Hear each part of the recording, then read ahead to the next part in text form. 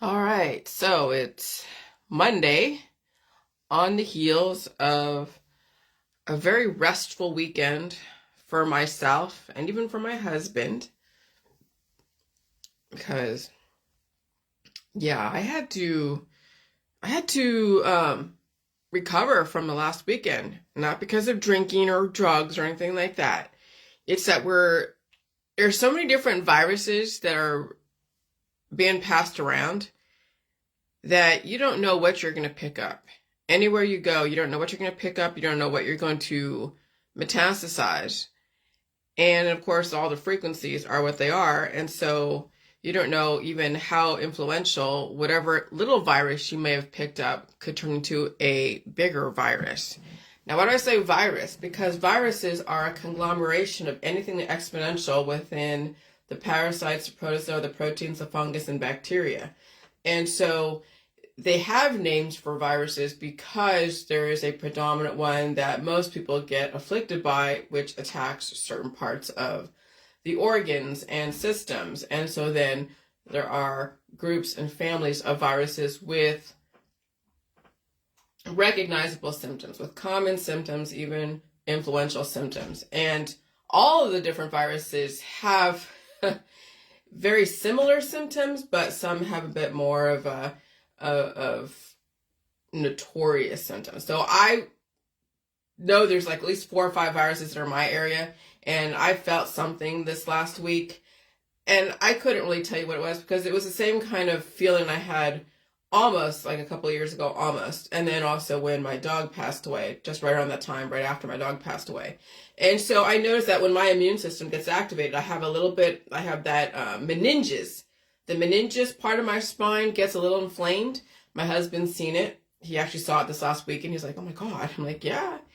When I get exposed to something pretty aggressive, especially in this environment, that might actually get activated. And then of course, a few hives, the fatigue, the fever, the hunger, absolutely the hunger.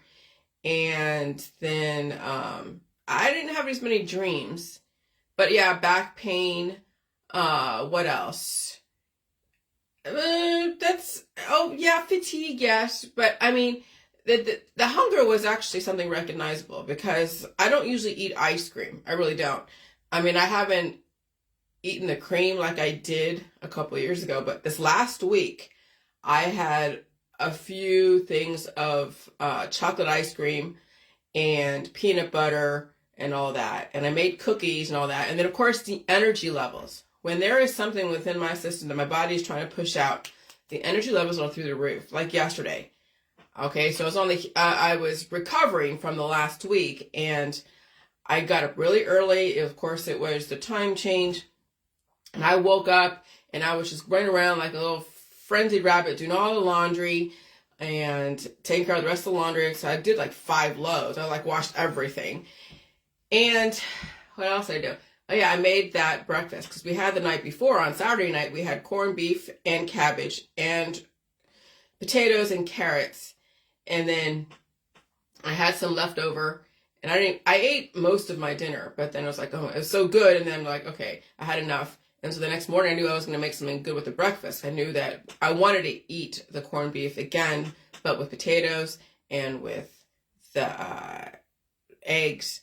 And I took the leftovers yesterday and put some salsa on it.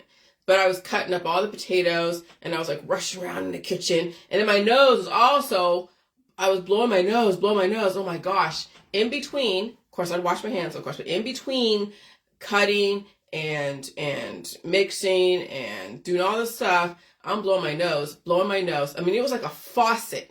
It was crazy. And I'd be so exhausted just blowing my nose, but I'm like, okay, I gotta blow my nose. I gotta get it out. And then so I finally calmed down after like an hour blowing my nose and making breakfast at the same time and washing my hands. Then I ate some food, and then, oh my God, I felt I had to poop. So I had to go I pooped and I had to go take a shower again because it's just, when you're releasing all that and you're letting it, and it's all coming out and you're helping it come out too, I'll tell you, man, I'm telling you, it's just, you want to wash your hands. Of course, you want to also take a shower because I'm telling you, everything is releasing.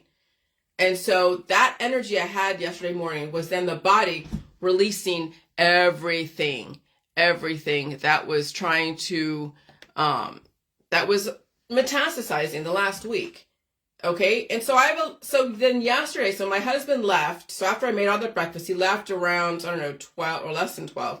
Cause I got up hella early, like at 3 or 4 or 5. I forget exactly when, but I got up, I slept in a little bit. So I think it was around 5-ish that I woke up.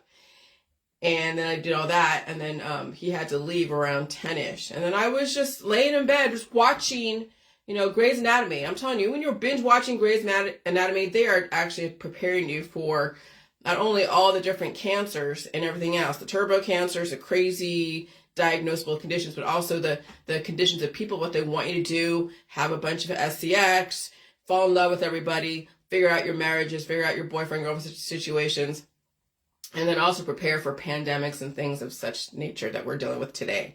So I was hanging out yesterday, just watching Grey's Anatomy, and I was contemplating on thinking like maybe I should go on Facebook Live and just cover some of the areas that I didn't cover because that I was saving up from Friday. And I'm like, no, I'm just gonna chill out here because I'll tell you, it's I need to relax because I'll tell you, even right now my back hurts a little bit, but not that bad. I'll tell you, the shoulder pain. See, that's when I knew things were going to be really bad because both sides of my shoulders were really in fucking pain. My arms were a little bit pain. And I know the hives were coming, like I had hives like Saturday night after I ate all the corned beef cabbage. I had the hives like on here, but they disappeared. They disappear overnight. But I had the hives over here last night. And so hives are part of the growth process. And then I know the next morning when I blow my nose and all that, and I help release the demons, they disappear and they disappear overnight. But that's the thing. And I told my husband, he's like, well, maybe we should get you checked out because you've been getting hives all the time, and then your meninges, or he didn't say meninges, but he's like, you have a hump on your neck, and it's right here. I mean, it's nothing crazy, but I'm like, no, because anytime you treat, if I were to treat any of these symptoms, do you know how bad it would be the next time the climate changes? It would be even worse. And that'd be another colony forming unit of something that's opposing against me in my body that I would have to deal with and release. So the less I treat my disease, the easier it is to deal with the release process. It's not that easy. It's not really, because when I'm out there, and I know, and I did it to myself, but I want to see if I can handle being out there. I don't know exactly what I hold inside. I don't know what is so influential that I pick up. Just even being in the same room with people.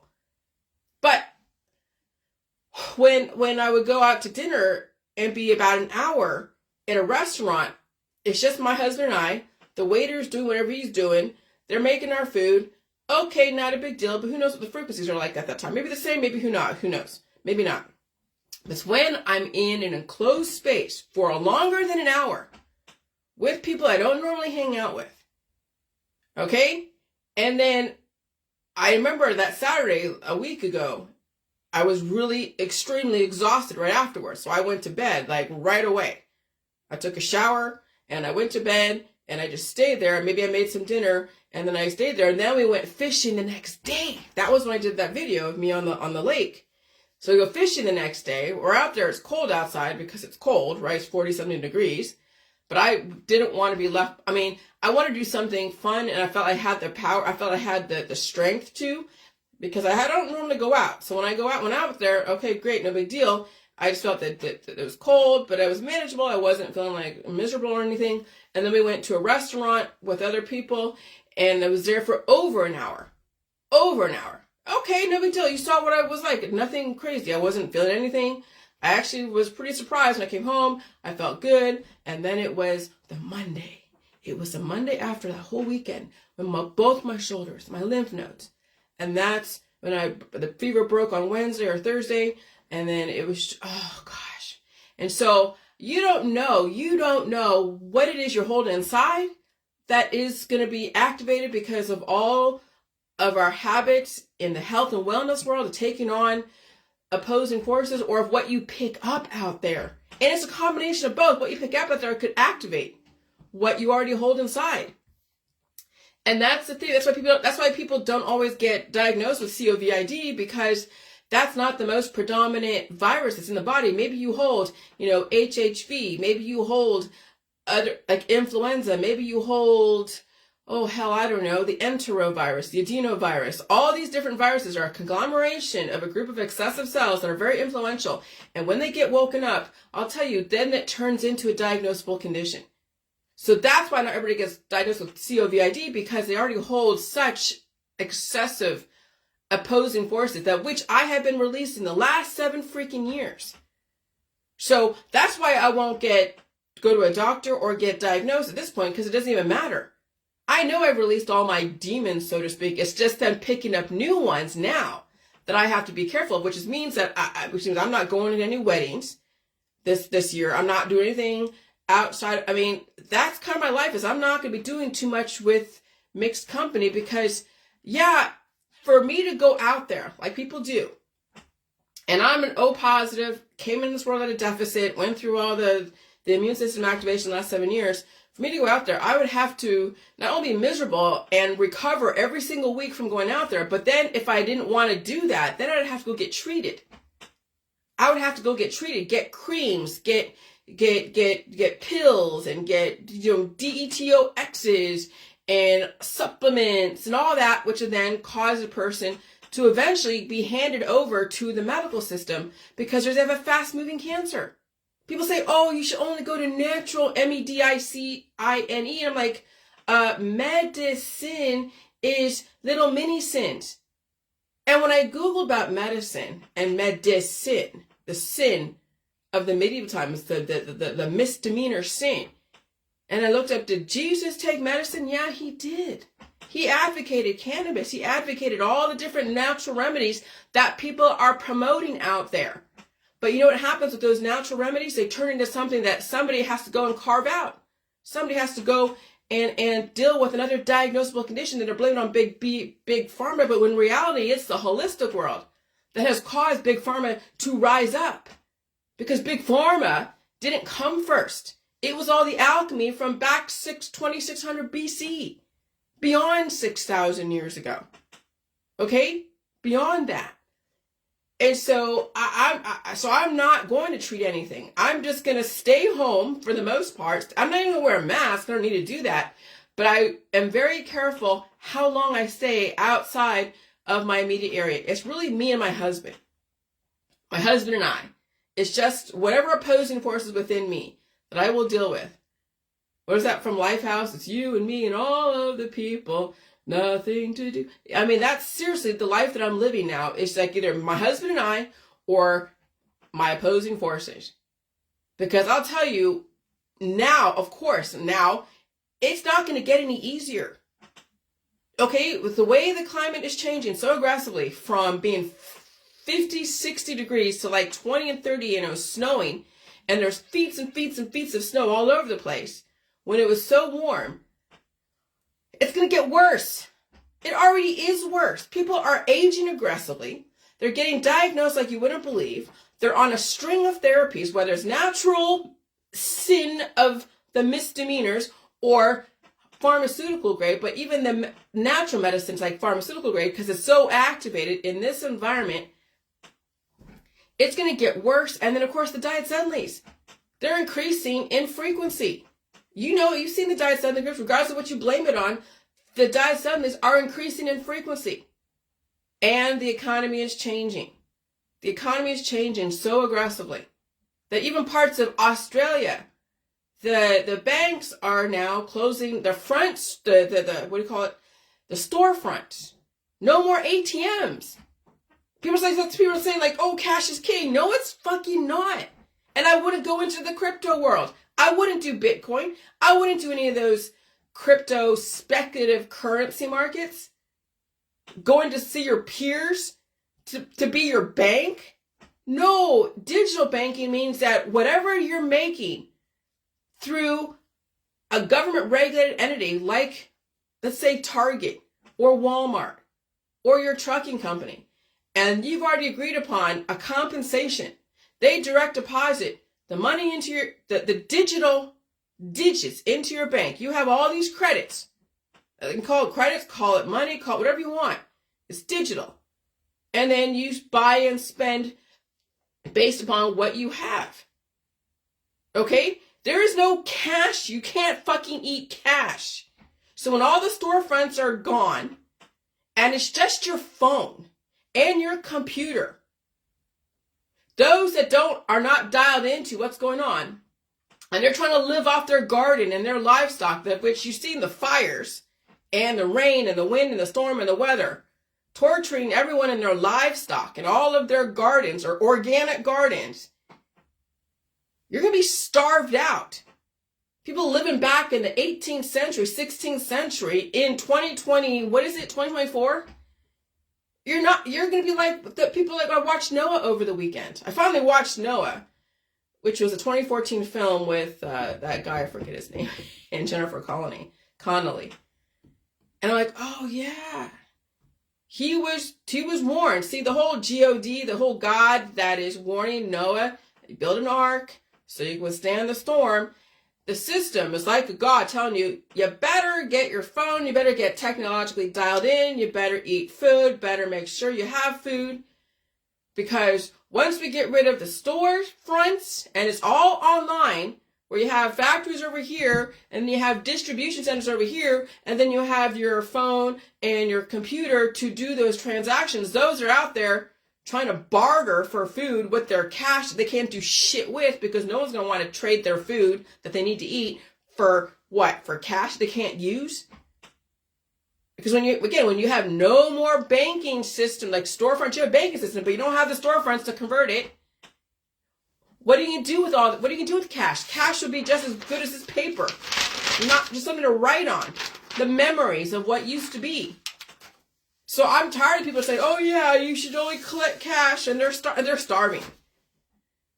And so we're in a totally different world. So that's why I'm trying to prepare my Gen X guys and girls here in America, especially with Social Security, and getting yourself prepared to be dialed in technologically and get away from the activist community, because they don't know what the fuck is going on. Their resistance is going to be their demise.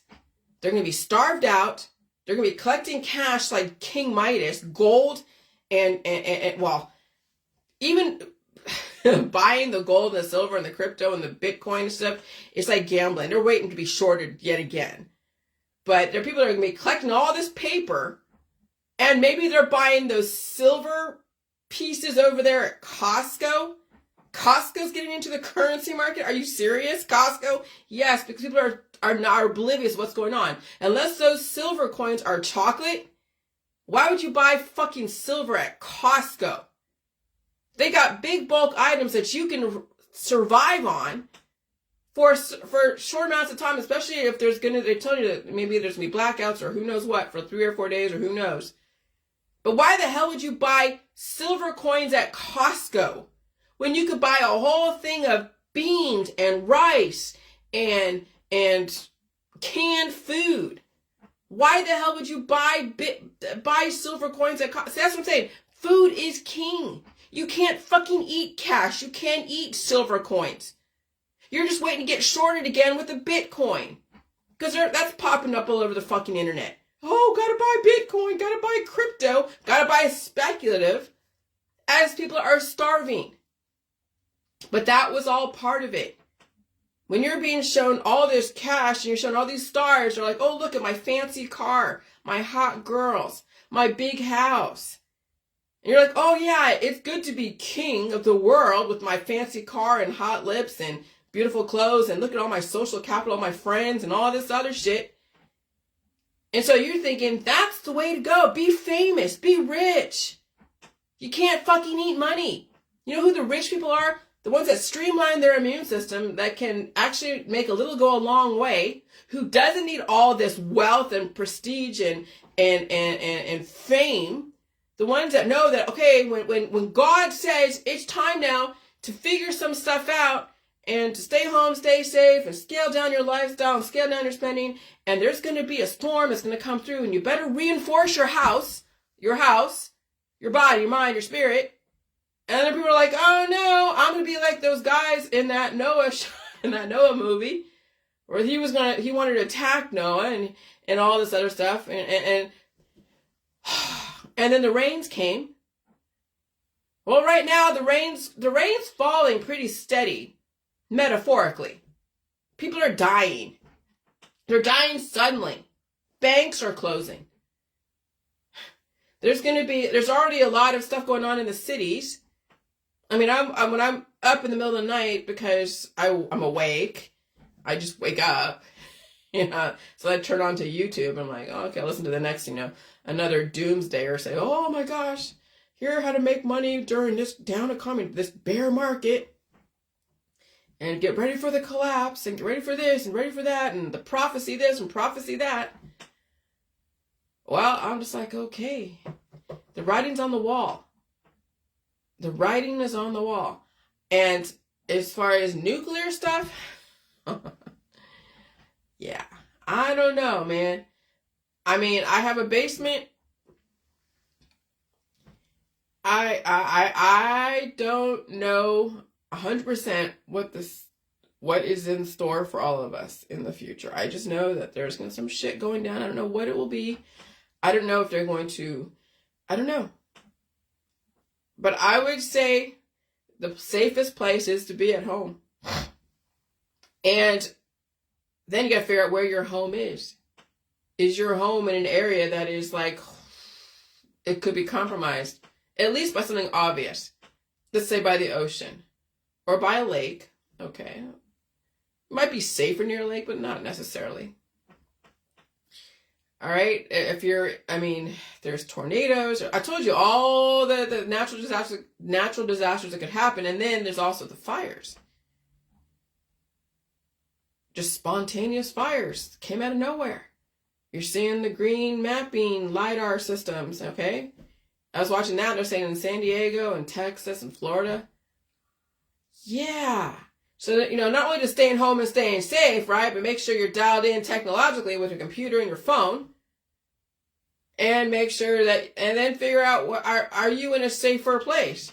If I was in Florida, I'd get the fuck out of Florida. If I was in some parts of Texas and I couldn't tell you where they were, you can go find all those videos on YouTube of where they're green mapping stuff. You could say I don't know. Again, it's all speculative. I can't prove a damn thing. But if you're somewhere where, like in a big city, and they're saying the cities are going downhill, I don't know, man.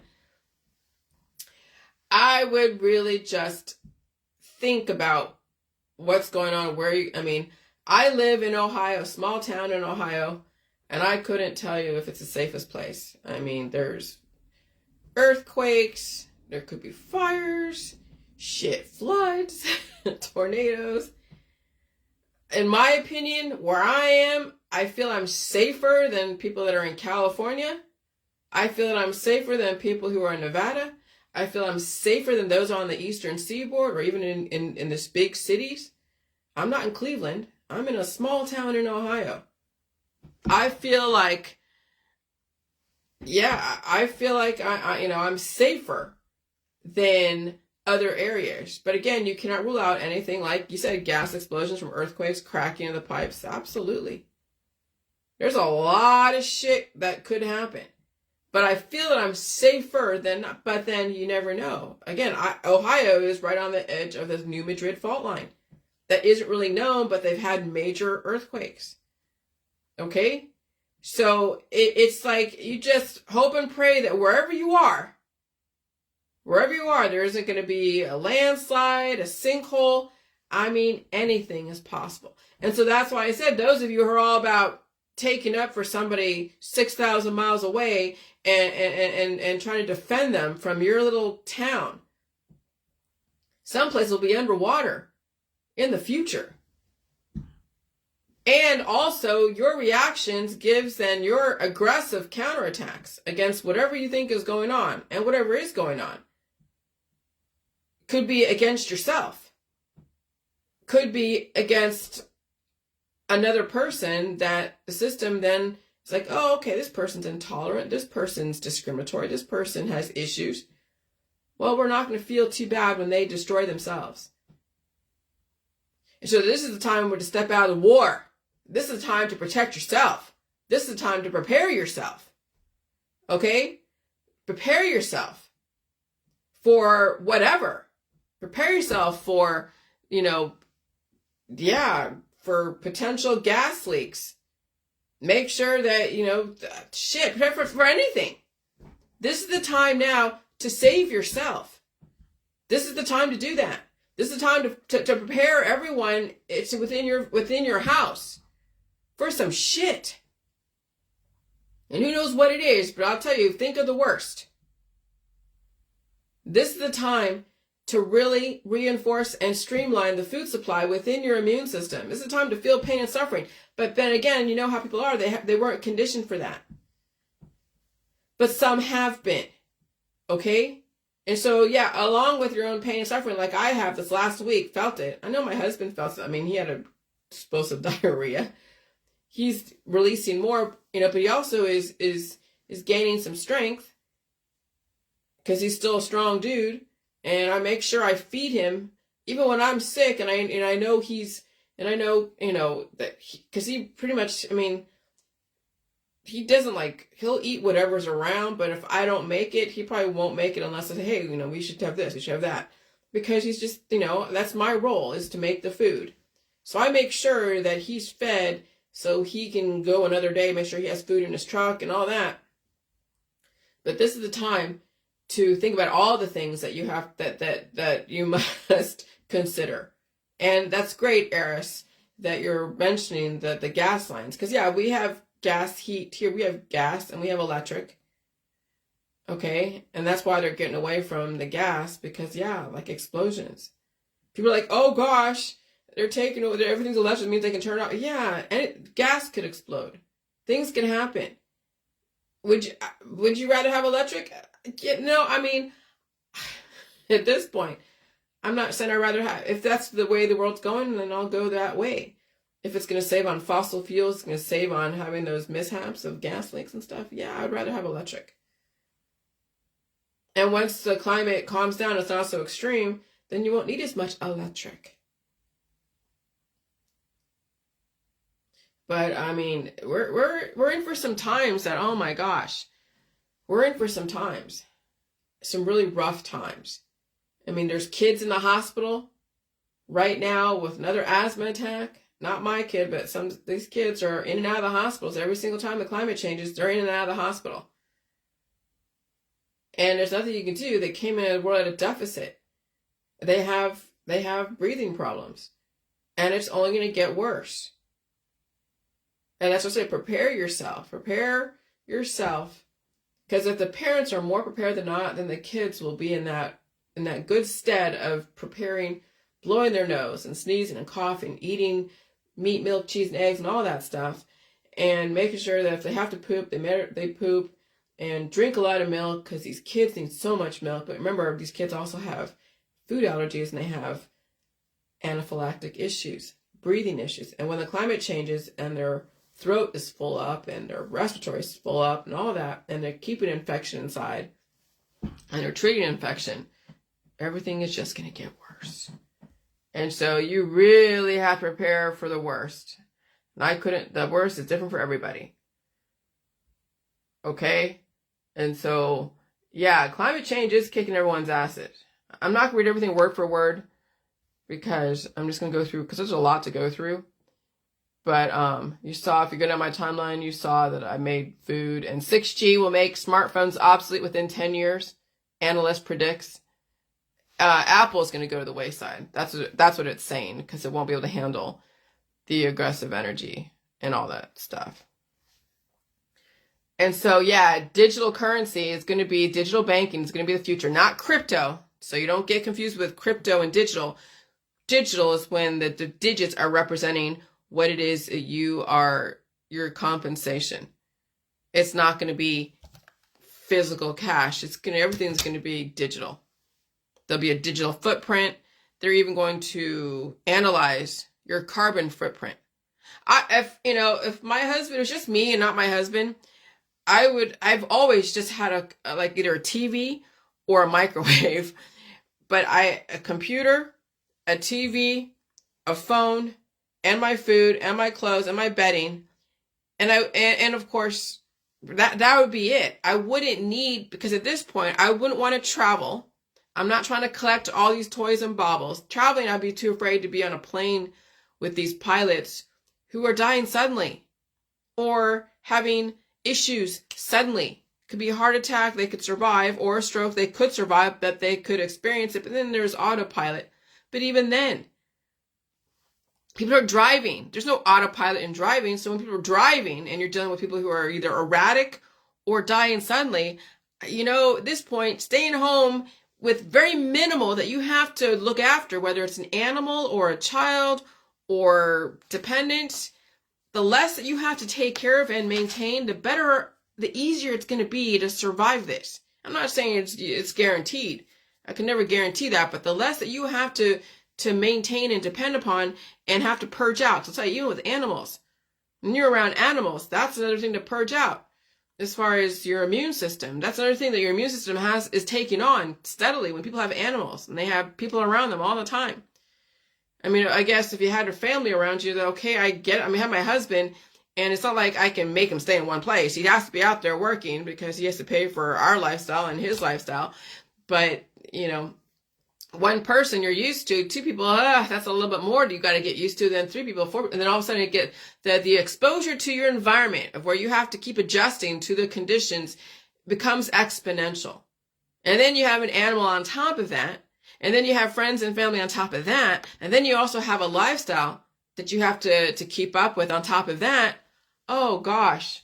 You see how things can get out of control very quickly? Very quickly. And so yeah, Bank West in Australia, major bank closes every branch as it scraps cash and becomes digital only. So imagine when there's no ATM. Imagine there's no storefront for your bank and your bank is only on your phone. And so then there's, the biometrics. Okay? So say you lose your phone. Let's say there's a flood and there's no more banks. There's no more storefronts. And it's just your fingerprint or your eye scan that can identify you in every single history, in every single bank and creditor and things that you have attached to you. That's why they're going towards the fingerprint and the eye scan, because if you lose everything, and there is no storefront yet again, then it's your fingerprint that's going to be the one that says, okay, then all of a sudden they give you, let's pretend, just for hypothetical, your fingerprint will be giving you access to the phone that will have all your apps, your Gmail account, your bank account, your Instagram account, your Facebook, and all of that. You get dialed back into the world again. When they're trying to get rid of all this excessive consumption and spending, it's going to have to go to digital. Because what happens with cash, people buy stupid shit with cash. And they also commit fraud, deception, and steal. But at least, with just your eye scan and your fingerprints, unless someone goes and kidnaps you. But then when you have to go and do that, you have to go to an institution that will give you your phone. And you can't take somebody's body and go to the storefront that's government run and say, here, can I go and get a new phone, a new computer? Because I lost. No, that's the thing. That's what the system is trying to alleviate, is all the fraud. And fraud happens when you have cash. Okay, so there's so many ways that they have looked at this whole situation of why we're going into digital and why everything is going to be streamlined through then your biometrics. And people say that's the mark of the beast. Potentially. But what the fuck are you going to do?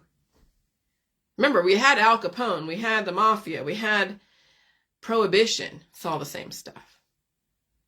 We've had little kingdoms underneath the bigger kingdom that was then undermining the federal government. Okay? And when you think about it, do I really want to trust the guy down the street who is in it for, fame and prestige and cash? You saw what people did with cash when they were stealing it left and right, when they were extorting people, making them pay to, the king dude down the street. People were dying because of that. So I'd rather trust a government that has law and order than some dude that is greedy, that hasn't gone through best practices in building or plumbing or computer repair or whatever. I mean, that's the whole thing about our society, is the reason why we all existed was to compete, yes, to see what kind of innovation, who would have the best business model that was sustainable. Not disposable, but sustainable. And then you had it be recorded through best practices. Because best practices tells you that this is going to help alleviate the waste of the environment, make the business processes more streamlined with a better product that's sustainable, that will last longer, and not so many things, And so best practices was something that the system wanted to make sure they developed, so that way we had the best type of ways of doing things in each industry. And now we don't need all this competition anymore. Now we have the best types of practices and the type of people who are trained in them to be able to deliver a superior product. So I'd rather trust my government than trust some dude down the street who doesn't know what the fuck he's doing. Or he does know what he's doing. He doesn't care about his community. He doesn't care about, why would you bow down to some king dude down the street because he happens to have, I don't know, because he made himself to be king of your world. And so the whole order that you saw, when people have a list of all the Illuminati, right? Yeah, there's a lot of them because it's an order of people that are collective, that are trying to make sure that we don't have another freaking dictator that has, that falls to absolute power, corrupting absolutely. You see what happens in these groups and these influencers that fancy themselves the king of the chemtrails world, king of the anti-GMO world, the king of the anti-V world. And you see how much money exchanges hands with that? You see how many promises, how much spirituality and religion that's attached to all that? That's where it starts. That's where cults start, when one person deems himself absolute power, corrupting absolutely. At first it was something good, right? It came from good intentions, and then they let the power get to their head, and then it becomes something despotic. That's what absolute power is. It starts off with good intentions and it ends up, oh gosh, if you don't follow me and if you don't like me and you're this and you're that, it's time for me to eradicate you. And then that's what the system doesn't want to happen. But now you're going to see it all over Facebook. All the little Hitlers and Hitlerettes out there that are willing to condemn anyone if they don't fall in line with what their thought process is. And you'll watch all the gods and goddesses fancying themselves to be god or goddess of whatever. And of course, hypnotize people, and then of course separate you from your money and starve you of food, because you're seeing that all over Facebook. How many people are collecting cash and gold coins, but not food, and not realizing that when there is no storefront to exchange that, to convert that cash into food. Oh, but there'll be people with organic gardens that I can go buy. Oh yeah, you think you can live off of carrots and turnips the rest of your fucking life? Oh, that's right, you're vegan and vegetarian. Never mind. Okay, as the ground is saturated with water and taken out by floods, hurricanes, tornadoes, excessive heat, you think these people who are vegan and vegetarian can actually live in aggressive climate change? Do you know what I've been living off I was eating venison. Yeah, steak. Venison steaks. Meatloaf to survive this last week. Corned beef and cabbage. I have chicken thighs. I can't afford to eat vegan and vegetarian in this fucking climate. You need all the fatty acid, amino acid, prohormones, and minerals to survive this. Okay? So we have people starving their friends and family of food, air, and water, because it's like, oh God, the air is poison, the food's poison, the water's poison. Oh yeah, that's the depopulation agenda. That's what God was telling Noah. There are people out there that are starving their friends and family and themselves, turn it into a religion, telling you to only eat cash and collect cash, but hey, the food's poison, and only eat out of your garden. That's the fall. Right there. Those who are intolerant to gluten, intolerant to sugar, intolerant to salt, intolerant to electrolytes, that's the fall. Those people are being washed away because of their intolerance. And then when the facade finally melts, and then you see the true nature, the core of that person, it becomes ugly. So I'm saying, you're either going to have really intolerant people who are extremely huge and intolerant because they're having to deal with so much diversity in their body that they can't seem to get rid of. And they hate anyone that even mentions that side of it because, yeah, we know there's a lot of shame stuff going on. I'm not trying to shame anyone, but there's people going to be so huge that it'll be difficult for them to release those demons. And then you'll also people who would be like the crypt keeper. Everything now is down to their sticks. And they're not nice. They're not nice at all. If anything, more intolerant than not. And so you're seeing now the extremes of our society. The really, really huge people that are intolerant to anything that's different because it's challenging the way they live, the way they look, and all this shit. Again, I'm not trying to attack anyone or shame anyone as far as BODY, but that does not lend itself to longevity.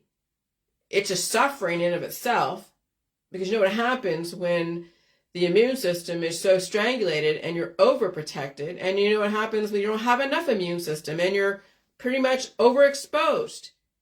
It's a suffering and it's died suddenly. And so, but that's right now, the fall of our society are the two extremes. And then the system has to go in, like I'm watching Grey's Anatomy, and they have to go and manage that. And even though I don't love the medical holistic system, I know it's necessary for those who are extreme, that's what they've been raised in, that's their genetics. They don't know anything but that, and I get it. But for those who are somewhere in between that,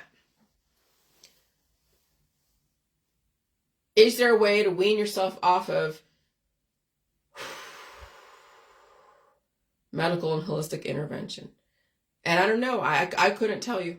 You're going to decide that for yourself. You're going to figure out how far gone you are.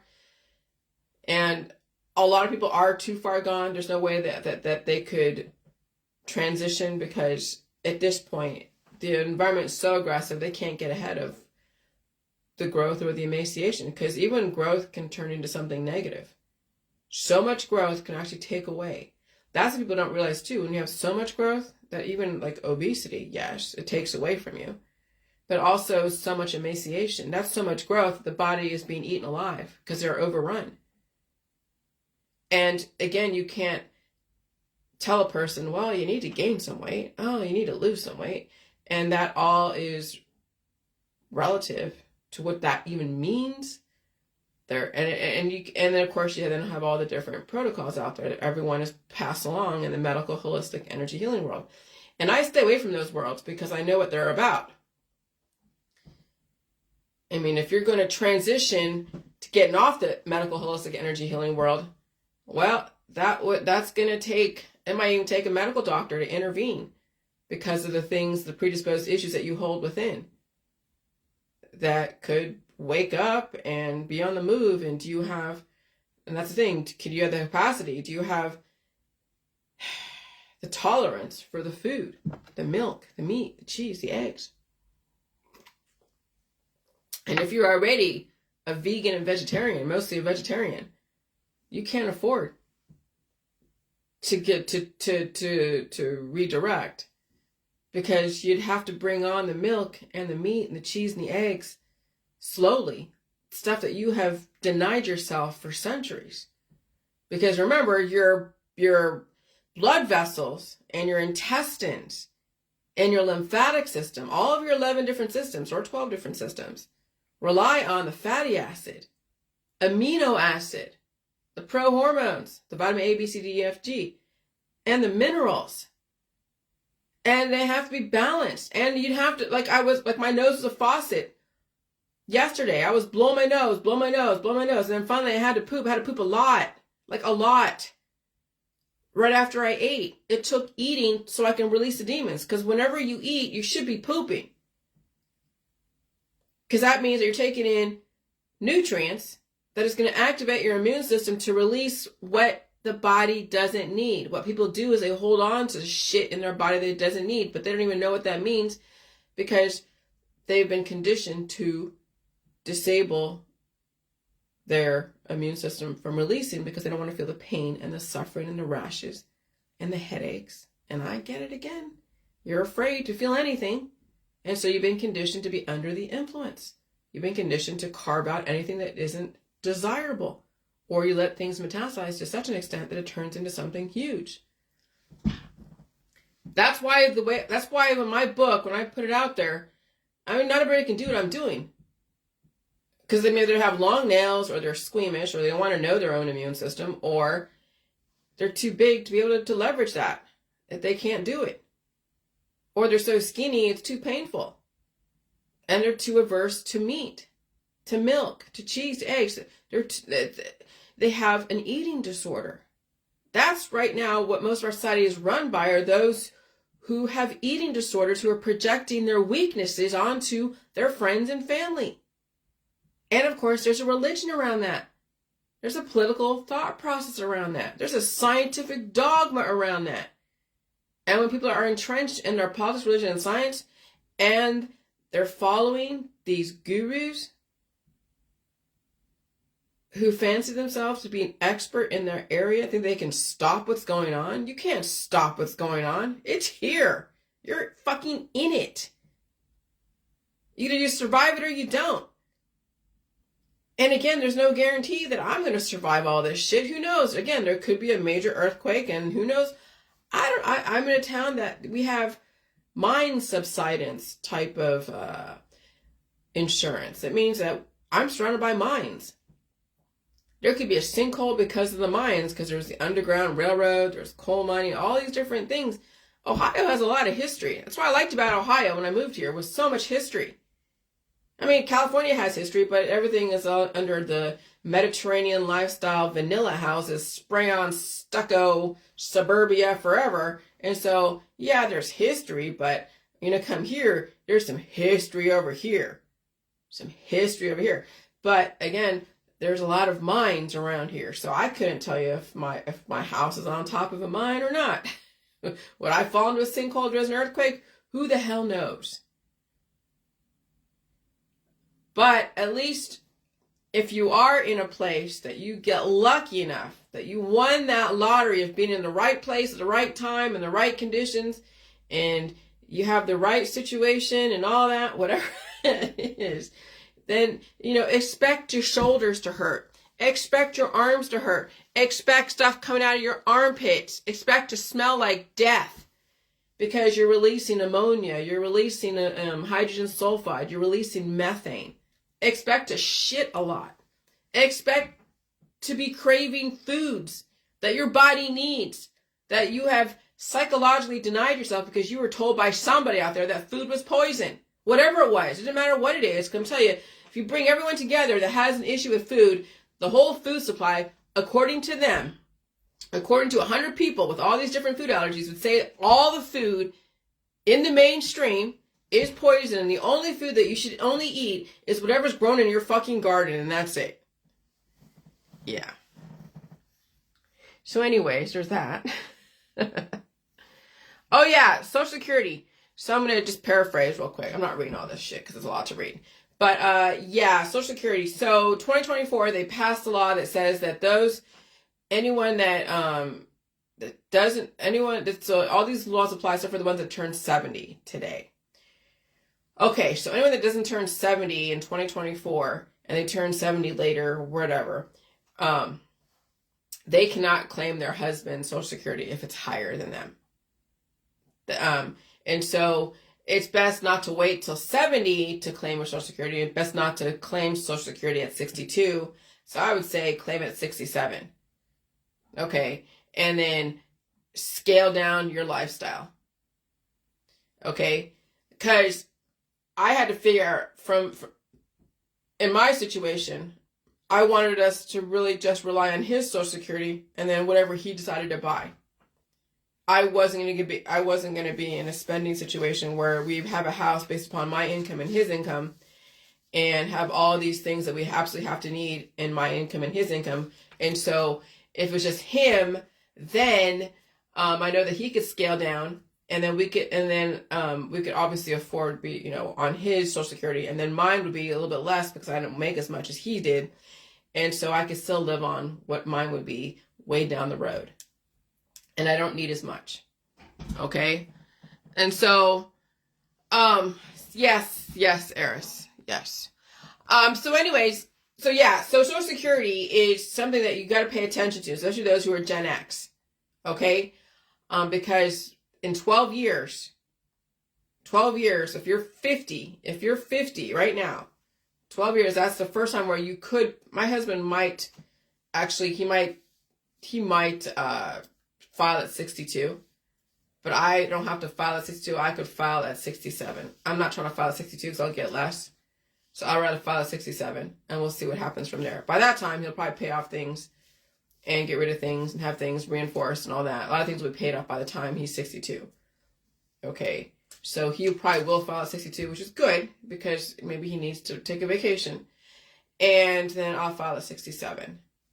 Okay, and so just look at your Social Security statement and figure out, people in America, what it is that you'll get if you file it each time. But again, if you're married and someone that you're married to makes more and you're a Gen Xer, I would really figure out what you don't need and scale down your lifestyle and be able to figure out, could you live on whatever you would get if you filed at 67? I mean, it'd be great if your spouse would stay alive, and I'm assuming that, let's say you're in the J world and you're planning to stay alive for a lot longer, and the person you're with makes more, and they're also aging aggressively and all that. You can't assume that they're going to be around. You cannot assume they're going to be around. And so you have to know that you can survive on whatever you would get from what you paid into. And you have to have at least 40 credits to qualify for Social Security. So I have at least more than 10 years in the workforce. But I haven't worked since, with Social Security since 2016. But I've paid into it for how many years, especially during the crazy tech boom and in California. So California kind of saved me in that area. So that way I can live here on I could live on $1,000 a month if my house is paid off, and it will be. And I don't really need a car, so I don't really need car insurance, but I need house insurance. And I don't have a car payment. Let's say I get a little beater, if that even, or we just get, who knows, it might be in 15-minute cities by that time. And it's just the utilities and the internet and maintaining my phone and my computer. I can live on that, and paying property taxes if that's pretty much it. I also heard too that they're gonna take away credit and they'll forgive everyone's debt. This is what I heard. I don't know if it's true or not, but the World Economic Forum is saying, okay, well, forgive everyone's debt. Whatever you have, it's yours forever, but no more credit and no more acquiring things. You'll have your house and your car and your boat, whatever it is that you have, and we'll forgive all that. And even your student loans will forgive everything, but then no more credit. You cannot buy anything more. And so someone doesn't like that because they think that we should acquire more stuff. But at some point, the system is going to freeze on even all the extras. That the only industry is going to be food, and of course that's going to go into sustainable. That'll be like crickets or something, which I don't care, and lab created meat. All right, so a lot of things are going to be happening, and you will be able to. That's the thing. You will be able to live on almost nothing. Okay. But then also the system is heating things up. So those that are dealing with stuff, they're going to be falling to the wayside and aging aggressively and extremely fast. Okay? And so be aware of all that as well. That's why I say the richest man out there are those that can take on the food and that food work for them, not against them. And what does that mean? Well, that means different things to different people. They think that when they get sick from eating a food, it's working against them. Not necessarily. It's actually your immune system finally releasing demons. But how you want to characterize that, well, that's going to be up to you. But I'll tell you, every single time I ate food this whole week, it helped me. It gave it a carrier force, gave my body a carrier force of poop and pee and sweat to release demons and also take on the nutrition. And so that's why you cannot demonize food. Not today. You can't fucking afford to. And you can't eat cash. Because again, with no more storefronts, no more bank storefronts to convert your cash into digital. That's what I was missing when I was talking about the cash, was not king, which, you still have to have a bank. But if there's no storefront to convert your cash that someone is hoarding under their fucking mattress, then that cash is only good for burning for fuel because you can't convert it. And who out there is going to trade their garden for your stupid cash? And I'm not buying stupid crap out there either. Used products out there or someone's secondhand bullshit. I don't need half the crap that people want, that people right now are relying on as far as baubles. And yeah. So anyways, I watched Noah on Netflix. And I think actually you are Noah. You have the microbes that house all the biodiversity. And of course, biotech can develop any animal, any kind of human, any kind of animal relative to the environment. And so when you think about it, you are the vessel, you are the ark. And the system is warning you. Reinforce your house here. But even if you don't even if your house goes to shit because of a hurricane or something else, and then you have to go to then another house built by the government, because that could happen too, 15-minute cities. Okay? I mean, that might, because 3D, remember that they have 3D houses can be built from machines and stuff. That's a little bit way into the future. But reinforce this house here. This is the most important. But again, you have to be in an area that's relatively safe, that you have the time to reinforce your house and hibernate. Because that's what I did this whole week, was basically hibernate. That's what I'm going to do until who knows when. I will hibernate. I'm going to be hibernating. I'm going to be like a fucking bear. And I'll broadcast through this means, and I'll get my food from the grocery store or whatever is available. And I'm staying home and staying safe. I'm hibernating. I'm not trying to go and prove to everyone that I'm successful and I'm social and everything's fucking wonderful and we're not in climate change. We're not in World War III. We're not in any kind of, depopulation agenda. That's a conspiracy theory. Fine. You'll be the ones that will be cold, slowly, and aggressively relative to your predisposed issues. Okay? But at this point, if you're in a relative, again, we don't know what the system has planned for, but just pay attention. And if you're seeing the green LiDAR systems, the mapping system going over your house in Cape Coral, which I noticed that was one of the cities over there in Florida, Cape Coral, Florida, and some parts of Texas, and even in San Diego.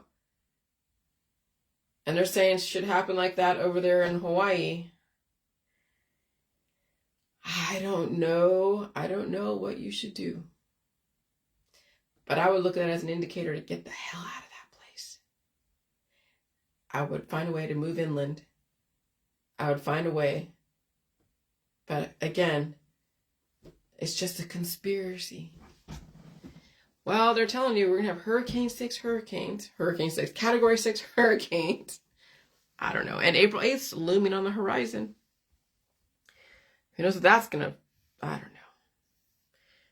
So, yeah, it's taken about 7 days to purge out that demon. It might take 7 years for some of you to figure out and redirect. I don't know.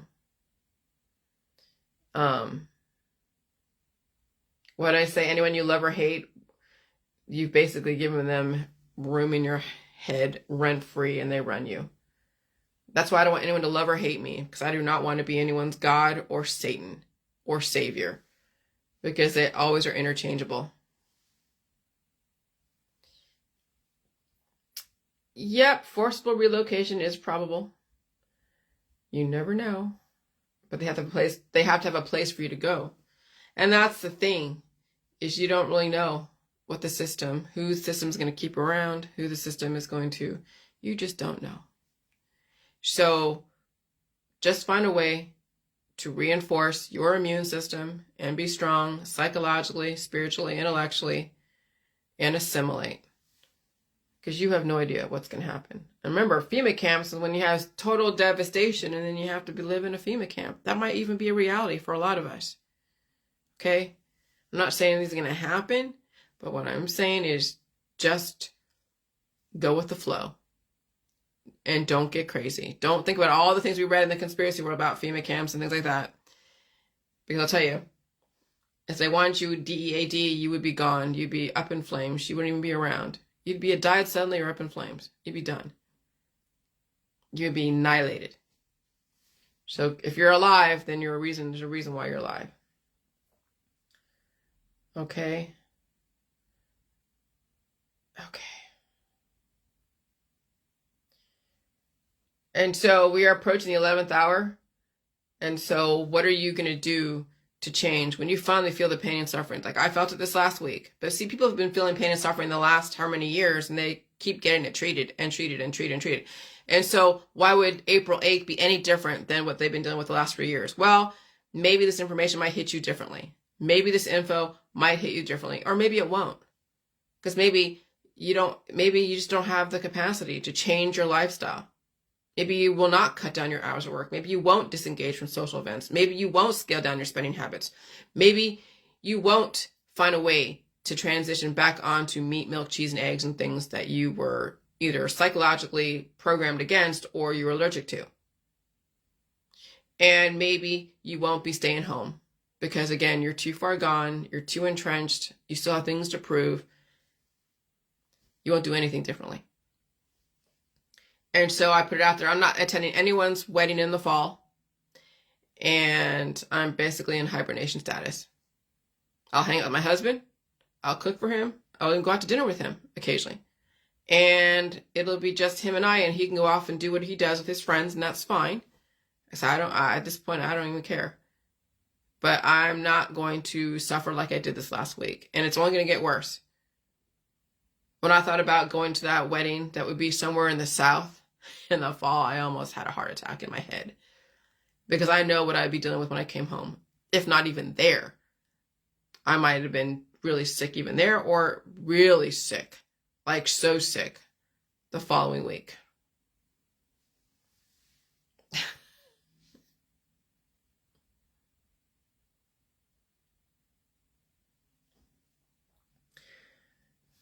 All right. And what did Eric say? I don't want to go anywhere. We had the National Government Survey come out around last week, and a question, we can do your home from work. You had to. A very telling question. Yeah. Could you do your work from your home if you had to? Absolutely, I could. My husband, no, he's in a truck. But again, you know, how that goes. We'll see what happens. So, and I said, the system may have slapped people, even KIL people, and if you do not attack back or hate them, they cannot justify slapping back harder. So that's why 9/11 happened. That's why the stuff going on in Gaza is happening. That's why stuff going on in Ukraine and Russia is happening. Because it has to, because the system wants to. And then you let people fight it out, whoever. But anyone that reacts to it and takes a side, because whatever side you take is telling who you are. And then, of course, your discriminatory practices, your lifestyle, everything, right? So then you're telling people your intolerances and your politics. And so that's how the system is able to infiltrate those who are intolerant and political because they see how you react to the wars out there. So again, if you didn't die in any of these wars or in these wars, then what are you doing taking a side? Yeah, it sucks. Believe me, I don't like what happened in 9/11, whether it's the government or whether it was actual Mohammed Atta and those other people that were put out there. I don't love what happened in Lahaina. It sucks. I don't like what happens to people who are dying suddenly. It sucks. I don't like what happens to people who go to the hospital and get oncology and get all these things carved out of them. I don't like watching people deteriorate before my very eyes. I don't like watching people take medicines. I don't like any of the shit that goes on. I don't like people going and taking their animals to the vet all the time and the vet gets destroyed eventually. I don't love it, but what the fuck can I do about it? I can't do shit about it. I can only take care of myself. I can't control somebody else. I can't control another fucking country. Okay? And so when you slap back harder against something that you don't know nothing about or anything about, and then you become predatory, because no one's backing you into a corner, no one's coming into your house, no one's telling you not to eat food, no one's trying to take away your pain. You do it yourself. And then you become predatory, and then the system doesn't care.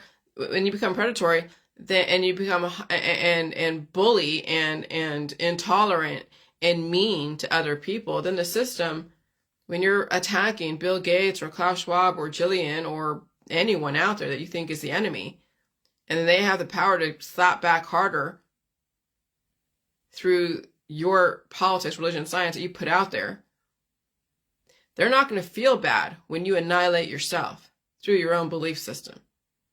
That's why you get out of the fucking war and save yourself.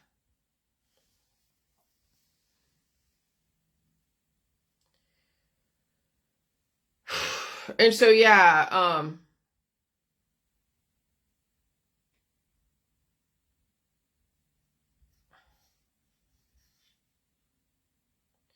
in order to trigger a second life within you, you can live another 50 more years, according to the Hayflick limit. You have to face and revisit. Okay, no more, Eris. Okay, I get it, Eris. We get it. We understand it. Just chill out, okay, with this back and forth, honey. All right. Just do what you got to do, because no matter what, people are going to figure it out or they're not. No amount of warning, no amount of anything is going to save people. They'll figure out or not. Okay? You'll figure it out. So in order to trigger a second life within you, so you can live another 50 more years according to the Hayflick limit, you have to face and revisit every single trauma and growth you ever cut out or cured or hidden away under layers and layers of denial.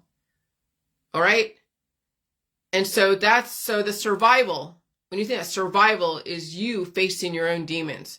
Survival is you eating all the food supply. Survival is you figuring out how to jockey with how to take care of yourself and your family and figure out what the system needs, and then of course where you are, what's going on in your world. And I'll tell you, the pain and suffering is going to be the thing that's going to be the indicator that you most likely are going to save yourself.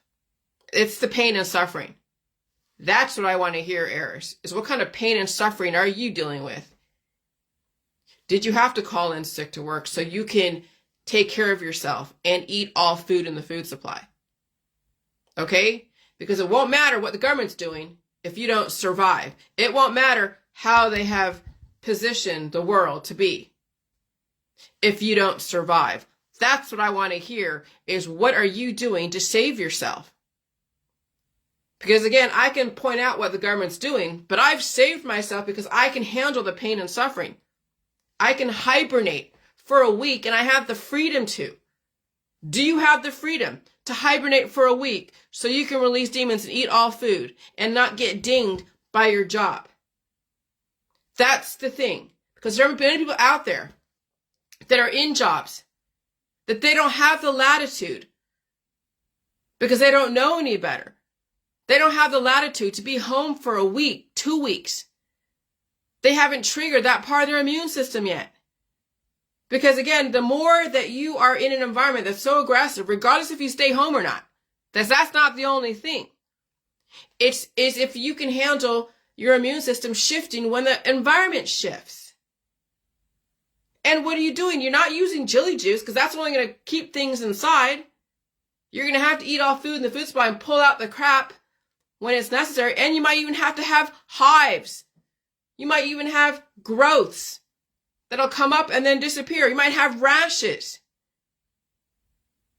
Okay?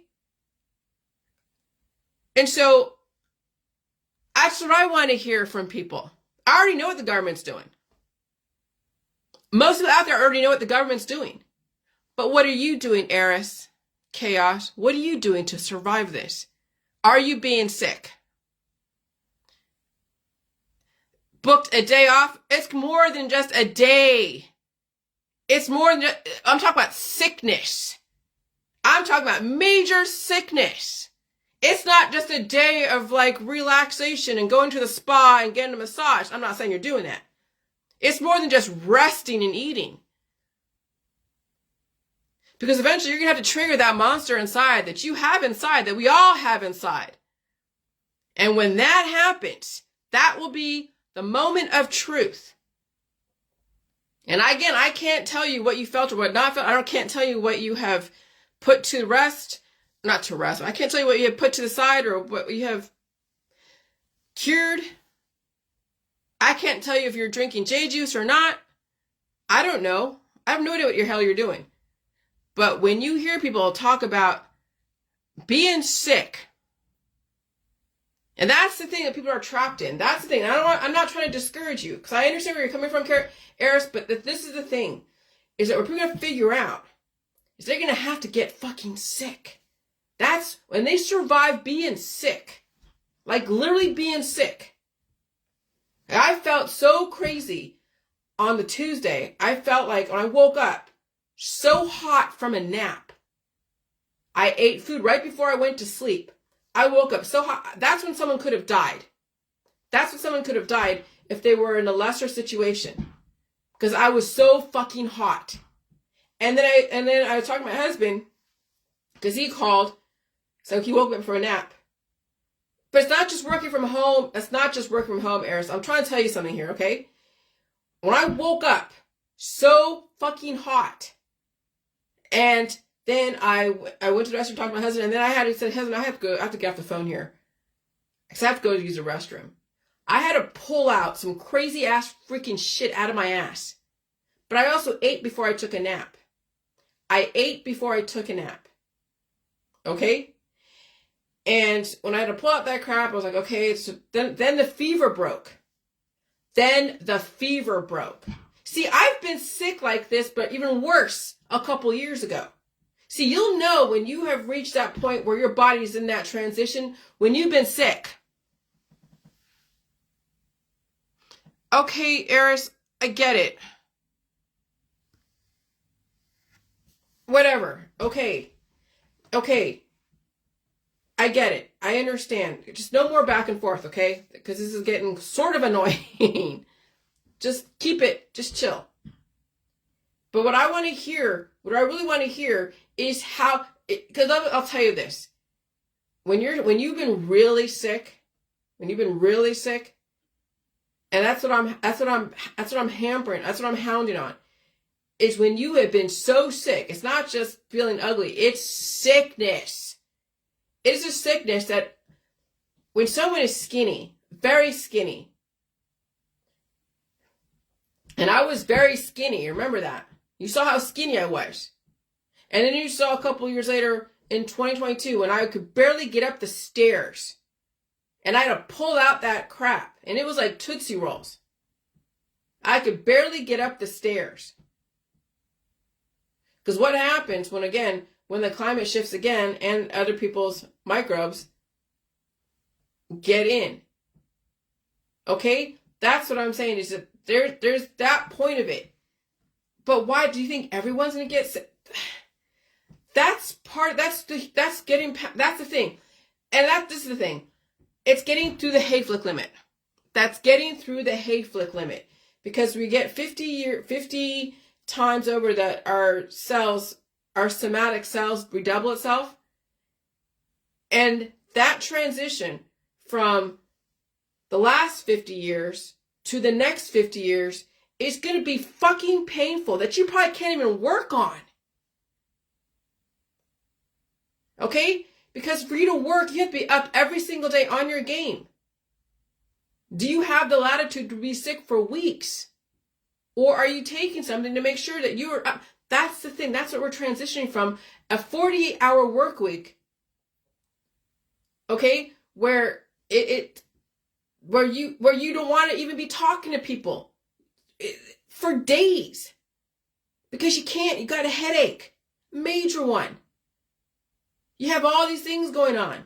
See, that's the thing, is that when you finally reach a point where you're transitioning to the new world, there's got to be you got to have the latitude. Like literally, not just like I work from home. Okay, believe me, I wouldn't want to work from home with this shit.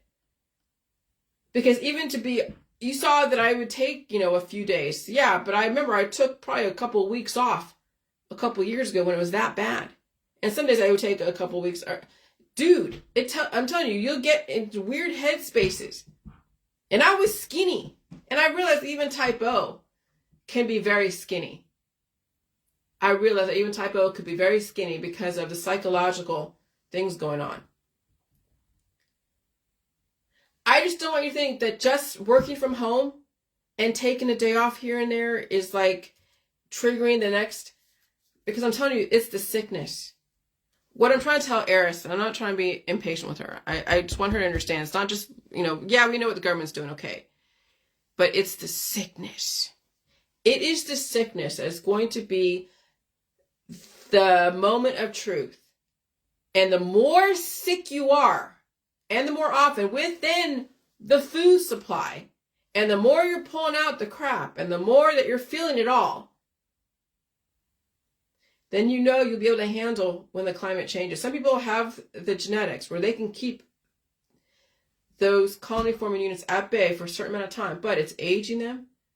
That's what I'm saying. When the environment is that aggressive and then you have those units inside of you that are working against you, that aggressive, yeah, you could be doing great at your job. You could be taking time to eat and all that stuff. But it was the sickness. It was the sickness that I finally understood was the path. And you'll hear even in you'll see a difference in people when they've been that sick and they get these awarenesses. Holy shit. And then you realize, is there a way to find, and I feel bad for those that are single parents, single breadwinners, because how are you going to manage both those ends? And I couldn't tell you. But it is the sickness. It is the sickness that is the thing. It's not just feeling ugly. It's not just being bloated here and there. Because at that point, that monster is going to come up. And will that monster get you to the next level? See, that's the thing. So I don't want to say any lifestyle out there is going to be the optimal. Because this week, I had to be home for a week and I didn't want to be on the phone. I talked on the Facebook Live for an hour, 2 hours, and then I was in bed. So you think you can get away with working for an hour or two whenever you want and then be in bed and not say anything at all? That's what I'm talking about. Having the freedom to be sick whenever you need to be sick and to eat the food. And so, And I was sick for a few weeks a couple years ago. And I was so sick. And so the sickness is the path. And not getting it treated, not starving oneself. And so that's got to be the forefront, is the sickness. That has to be the first thing that comes out of your mouth. Is, holy shit, I can't work at this job that's going to be on every single day because right now I'm going through a sickness.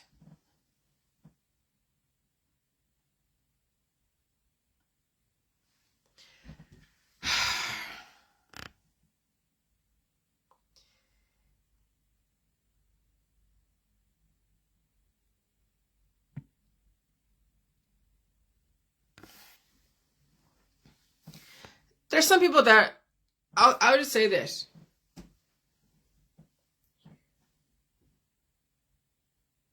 I get annoyed. Some people, and my gut tells me I just get annoyed. I get impatient. I get annoyed.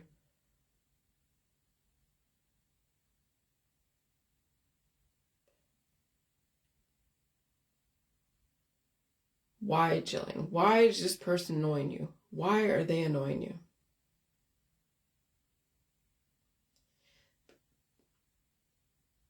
I couldn't even tell you. I can't really put my finger on it. I'm going to sit with not knowing why this person right now is annoying me.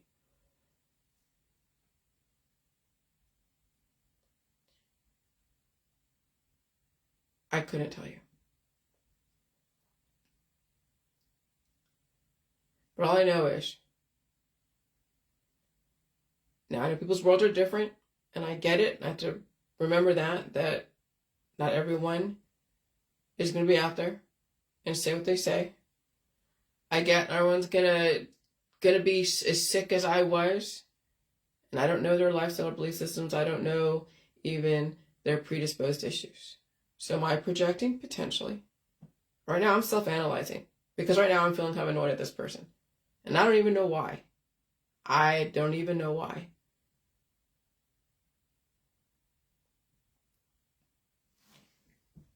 And I'm not going to say it because it's not for me to go and judge. But I did say, let's not do this back and forth. And the person just disregarded. It was like they're defending. There's no reason to defend.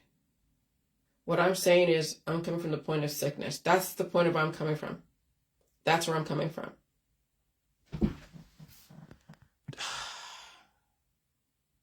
I've tried to ban from the stream, but the system won't let me do it. I'm not trying to block her, but I want people to just chill out. When I say, please chill out, no back and forth, if you listen, there's a reason why I want you to hear where I'm coming from as far as sickness. And again,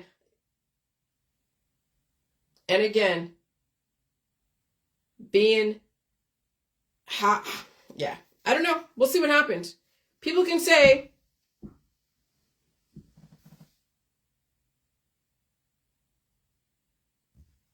oh my God, all right, done. I'm just done. Done. I'm done.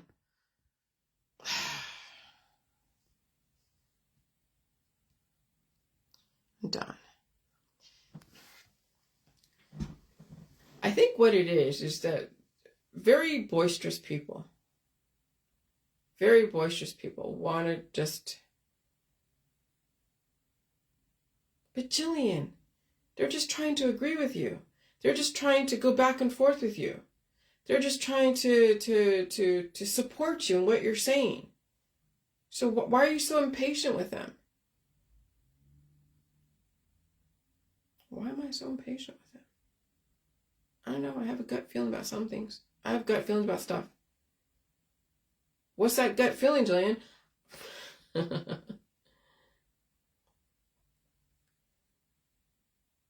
Why are you right now impatient? Because I know how bad it is. And I don't want anyone to sugarcoat it and say that they're doing it the right way.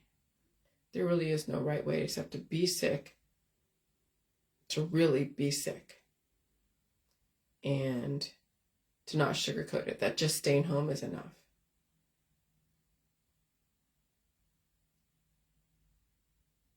I don't want people kissing up to me. That's probably what I'm adverse to, is somebody just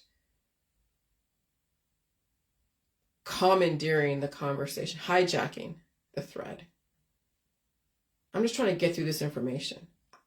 I guess I don't need it. I don't want people worship. That's what it is, worship. Cheerleaders, worship. I'm doing what you're doing. See, I'm doing it right, just like you. And look, I'm doing great. Okay? Okay? Then do your thing.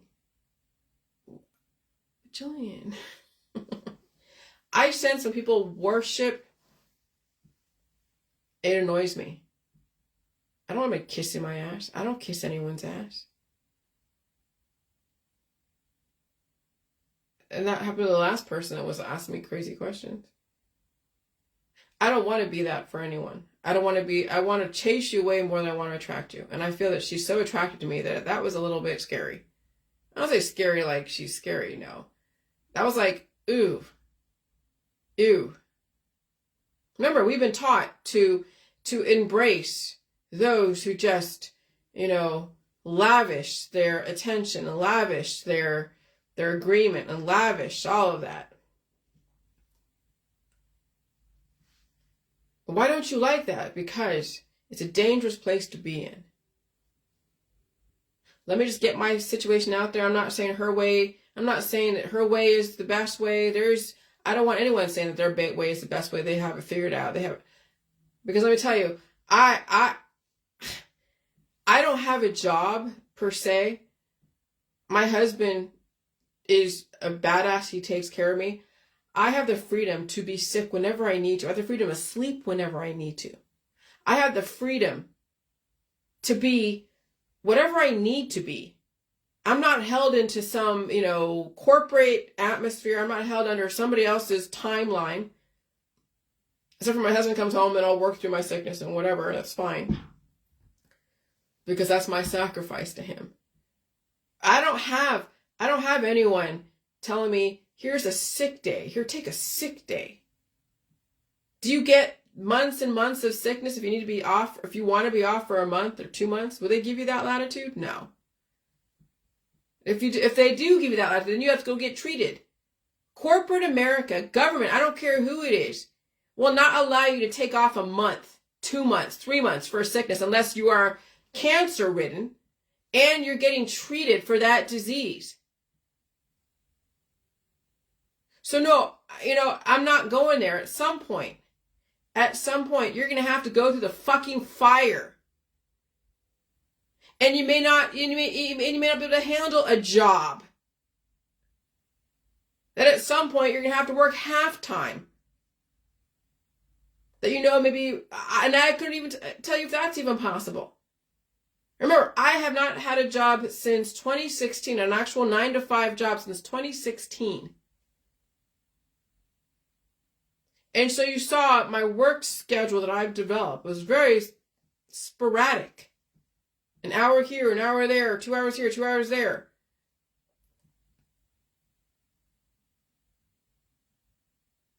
If you're on Social Security, if you're on disability, if you're on, I don't know, independently wealthy, if you have, independently wealthy, if you have a sugar daddy, right? Well, not say a sugar, no. If you're taken care of and you're allowed to pretty much come and go as you please, you're allowed to buy food that you need to, you're allowed to stay at home and stay safe, you're not tied to somebody else's social schedule or work schedule or whatever. You'll have the freedom to be as sick as you need to. When you don't have kids, you got to take care of kids too.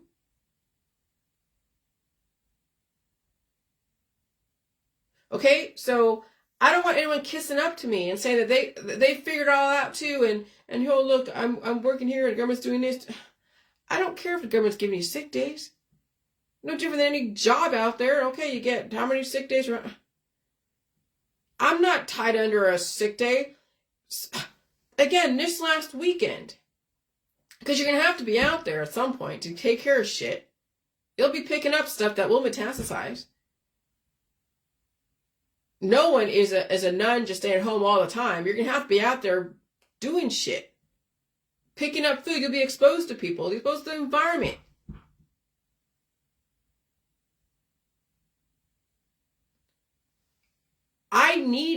I probably had over a month a couple of years ago. A month. If you're gone for a month from a job, any job, a month, you think you're still going to be hired? You're still going to be working? No. You better have cancer. You better be on your fucking deathbed to be gone for a month. And so, whenever someone says, oh yeah, the government's protecting us. Okay, I get it. Yeah, they're protecting you on some level, right? But you're going to have to go see a doctor. That's the thing with my husband. We don't have health insurance, but he can be gone for a week if he needs to during climate changes, and he won't get paid for it. Now, if he was working as a regular employee, and he has to be gone for a week, they'll be like, well, you'll have sick days. You can probably use up all your sick days because it could be like, 7 days a year you get sick? I don't know how much sick days you can accrue before you go into vacation. But you'd have to have a doctor's note. You'd have to have a doctor's note to be able to be off sick, and you'd have to show that you're getting treated for that disease. So no, I'm not impressed with anyone with saying that the government is okay with well-being. No, because they're going to want you to get treated. You're not going to be allowed to be off for a month. That's how bad it could get. That's what I'm trying to say. That when I was sick a couple of years ago, and I have no job that I'm working in, I was sick for over a month. I could barely fucking move. Yeah, it was 2 weeks where I could barely move out of bed. Another 2 weeks of even recovering. But people haven't been that sick. They don't get it. And I'm not playing this game of, oh yeah, this is the way to be. No, I'll tell you, I'm using myself as a barometer where I have the freedom to be as sick as I need to be sick.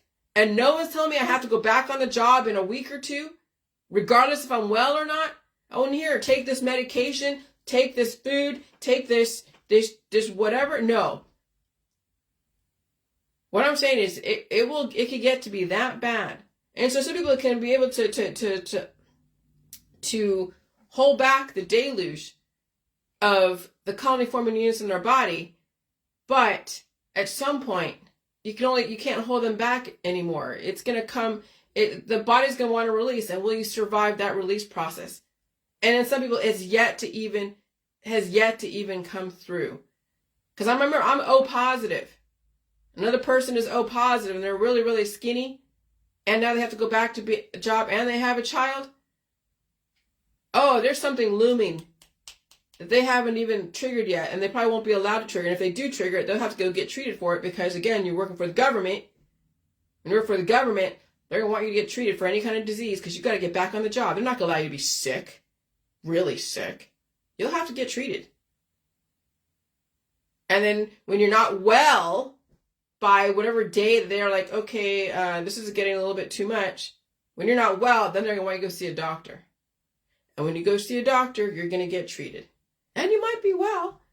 And that's another thing that you got to deal with later on when all the conditions are right. So again, that's why I got annoyed with the person. That's why I block them. Because I'm done. I'm done. I don't want hangers on that have to go and kiss my ass. I don't want someone to be like just commandeering, hijacking this thread.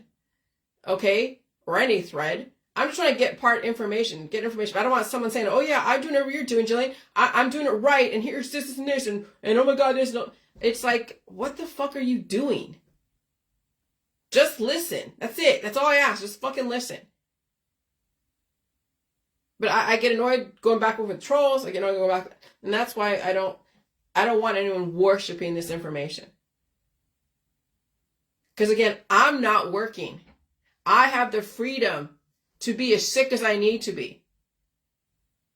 My husband and I have an agreement, and I've been married for 13 years, and I take care of fucking business.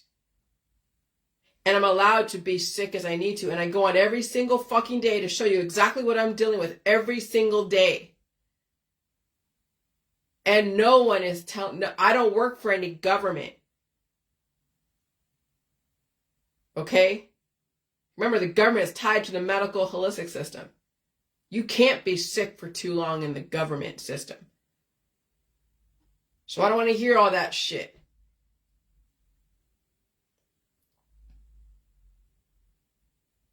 I've transitioned from the old world into this new world, and I'm still in transition.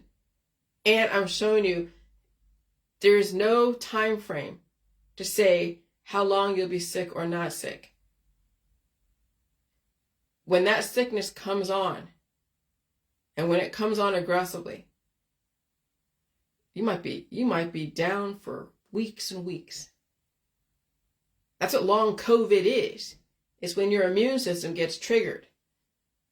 And you have that monster within that you have to not only feed, but also release.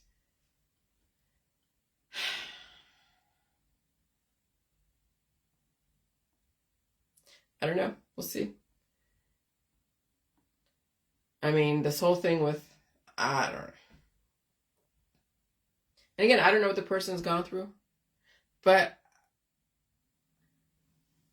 it hasn't changed. I've always been sort of annoyed with the person. I couldn't put my finger on it. So that person hasn't really changed since even the last few times that I've had interactions. And I've tried to have really a lot of patience for. And that says a lot. That says a lot. I'm telling you, you'll know, I know when people have changed. When I don't have to, when they're not annoying me. Either they get it and they just do their own thing, or they found a different way to interact with me where it's not just annoying the fuck out of me. When I say, hey, just chill out with the back and forth.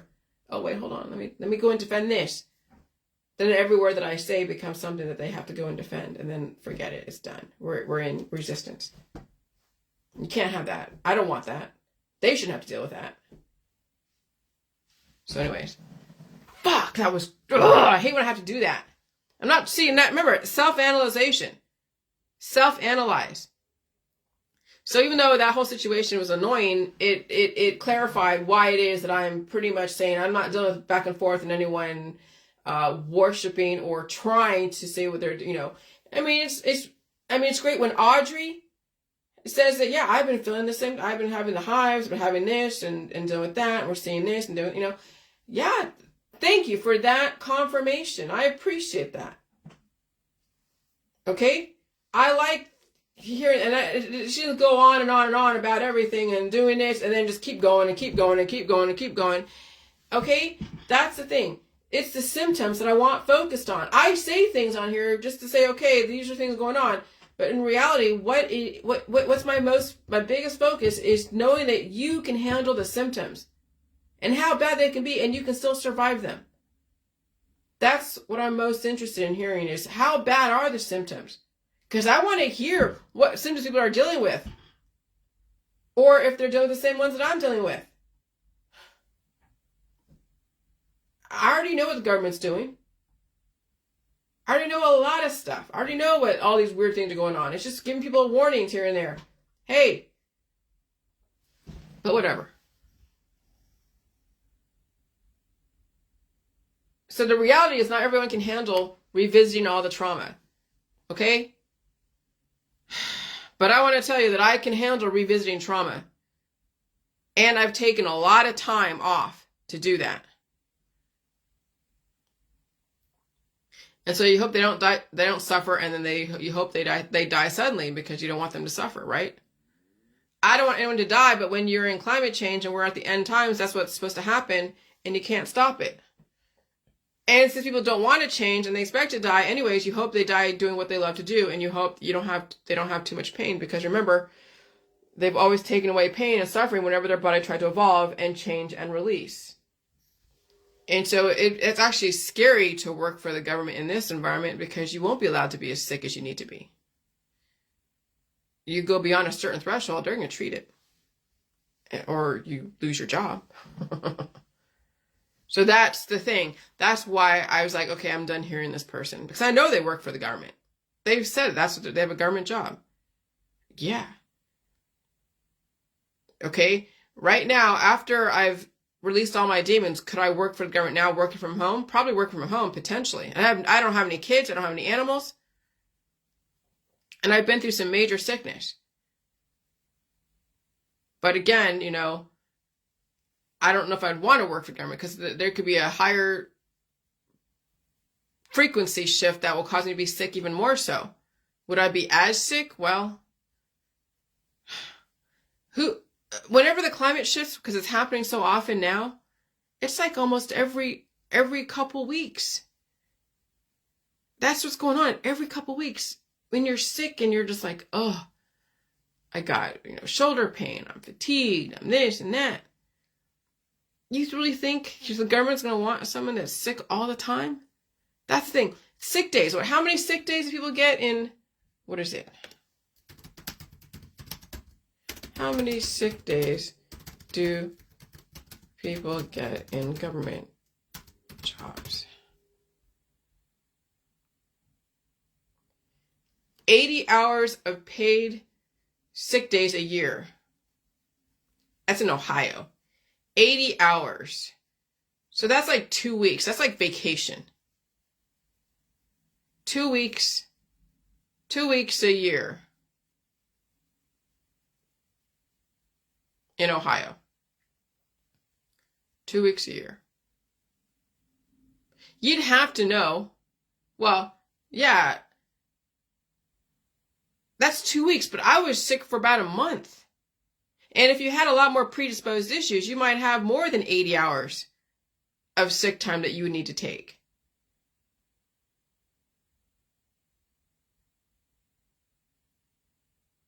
And even you'd have to be treated for that. Well, you don't have to be.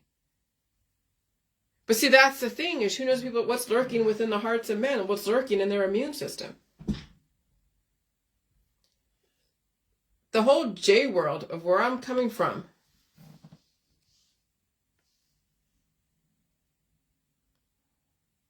You know, the whole J world where I'm coming from is that you need more than 80 hours a week. Or 80 hours a week. 80 hours a year. Because some people get the luxury to work from home, but still, if you have kids and if you have to be out there for whatever reason, you're going to pick up stuff. And you have predisposed issues of stuff from way back when. And so Audrey goes, who knows? The last week has been crazy. I have neck pain, face pain, lumps and bumps. You had a really heavy period from Monday to Thursday. That was first one for a year. Oh, wow. Yeah. Okay.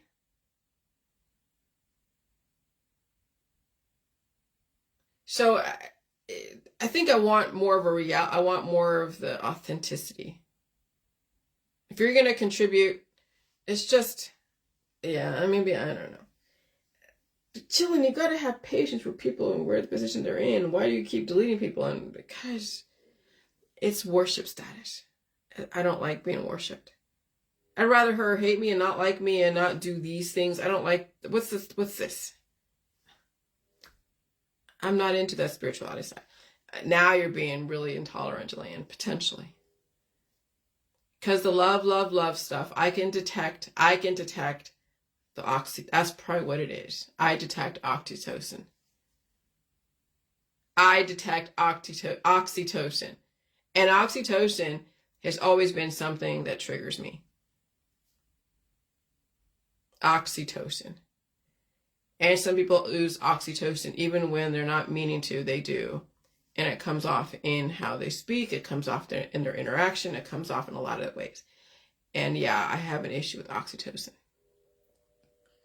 Okay?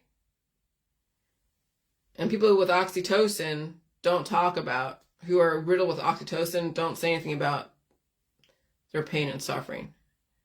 Because it's been covered up with love, and spirituality, and this. Everything's about, oxytocin's all about this. And children and animals bring that up. It's like a constant faucet. That's the thing. So yeah, I've just figured it out. And again, people can't help what they're oozing. But that's how I know I'm not trying to go there. Because oxytocin makes you attracted to somebody's information and looking for the validation. That's what I also detected, was looking for validation. I don't need to validate you. You don't need to be validated by me. And then it turns into when I realized this was going on, I can't put my finger on it because it's just like coming at me so quickly. Then I'm like in resistance. And you saw how that happened. Oh, it took me a minute to figure it out. And so, yeah, oxytocin is a huge thing, that I remember talking to my husband last night saying, honey, you're like sanguine. Because I was thinking about like all the phlegm that was coming out of my mouth and my nose and all that stuff. I was like, I'm all phlegmy, right? I know the four humors, the caustic anger side, the sanguine, the red blood, the phlegmy, and there was another humor. I forget what it is. The melancholic, the blue, I guess the melancholic. I know my husband's sanguine. He's funny. And I'm phlegmy. So I'm not run by oxytocin. I'm not run by humor. I'm not run by melancholy. But I can detect those who are. And it's so unmistakable. Sometimes I can't put my finger on what it is, but there's certain people that trigger that in me. That's like annoying. You know. So some of my husband's videos are annoying because it's all funny shit that he likes to listen to, or political stuff. And then I can detect the oxytocin. The love, love, love. And the needing for validation. And then when I feel something like that and I resist it, then there's the pushback. And you saw that. Then there's the defense. And then love turns to hate, and then it turns into, and then I'm just done. So I detect the need for validation. I detect that. You don't need to I've already validated you. You don't need to go and reconfirm. But Jillian, I know. Just chill out. Oh no, they have to keep saying stuff. Hey, I let it go for a minute. I'm patient. And then they just kept going and going and going and going. Oh, just like, okay, fuck. Anyways. So yeah, you and everyone else is fighting a civil war with each other. Okay? Right there was a civil war. And then they have their own shit inside. All right? So we're in a great civil war.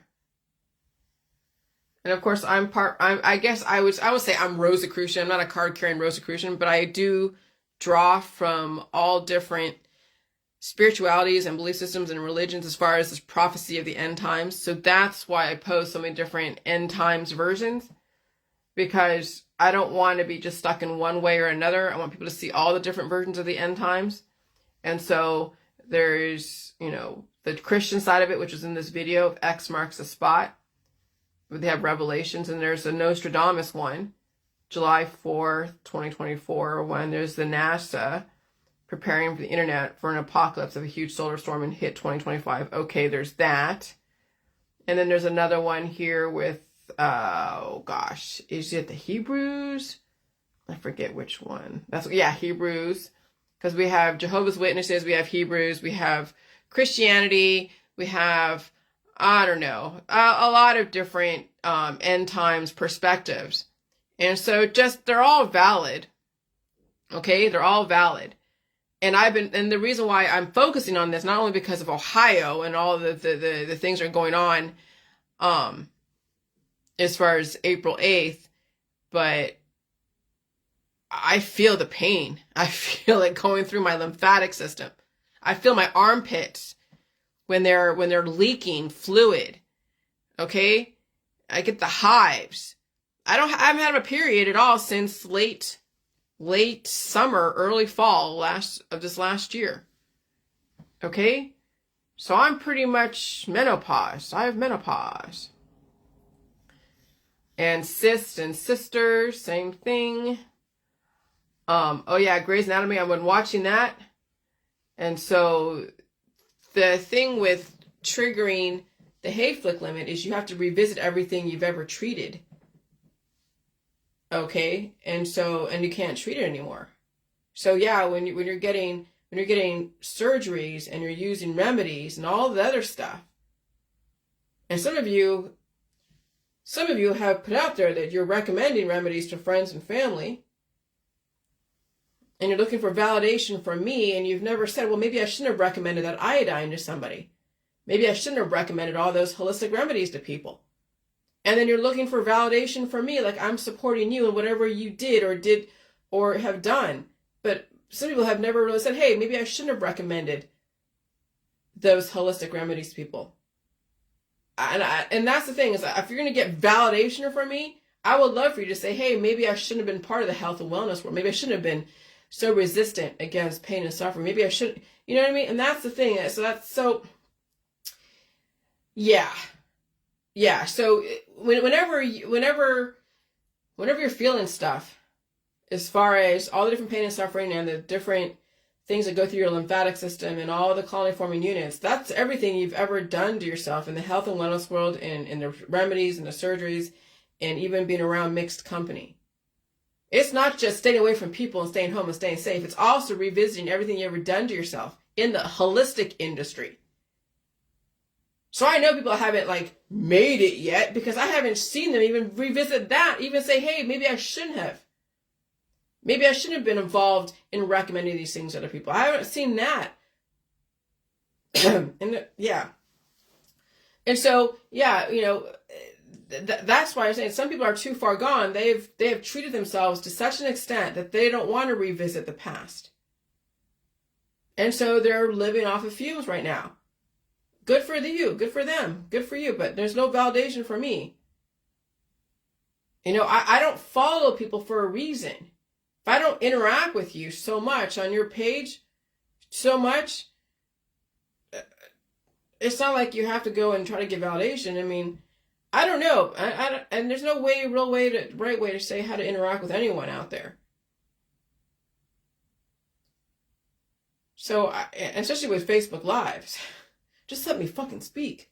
I guess. I don't know, man. I don't know. People are weird. Maybe I'm weird. Okay? Maybe I'm weird. That's fine.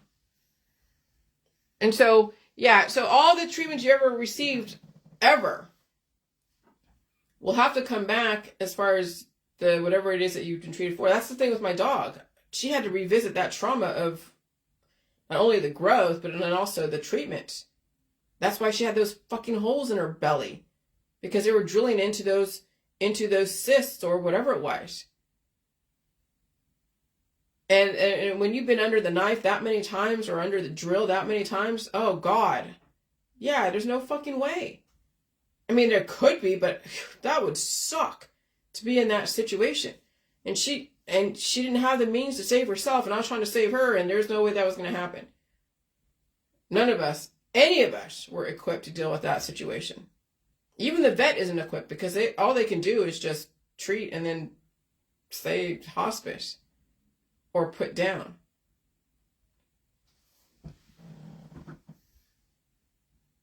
And so our society is conditioned to treat everything and then die someday. So imagine if you're working for the government. You're not allowed to be sick for too long.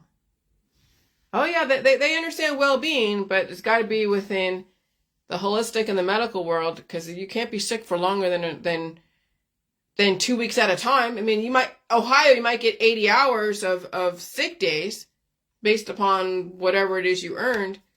Could you take all that in one climate change? What happens when the climate changes again and you need another 80 hours? That's not going to fucking happen.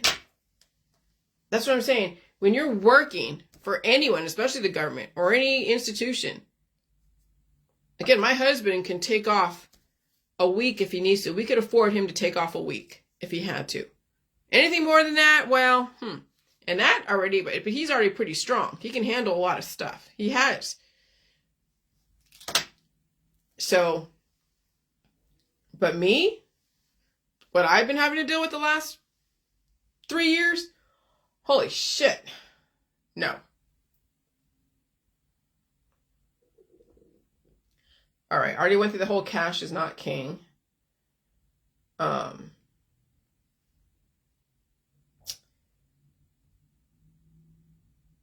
Yeah, Janet Peterson was noticing the little changes that turn into big changes. So, yeah, we're in it as far as the climate change, economic change, everything.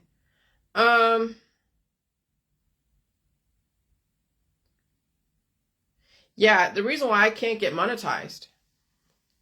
I applied for monetization because I got those strikes and the warnings off of my page because I had to take a test a couple months back to say, okay, you know, if you want to get that warning, because I always had I had videos taken down and suspensions on my videos on YouTube. I'm like, okay. So I stopped talking about the things that were against community standards. And so they said, well, if you are clean, if you keep your nose clean for the next 3 months, then by January something, we'll take the warning off your video, and then you could potentially be monetized. So I'm like, okay. So I made it to January something, No more warnings or anything like that. They were taking down videos from like a while back, nothing recent. And so I applied for monetization just to see if I would get it. And they're like, nope. Even though, I mean, it's nothing. The advertisers are saying that your information is not, aligned with the advertiser's message. What your information can be harmful to somebody, and I get that. And so people don't want to feel life. They treat it or they starve it. They treat life.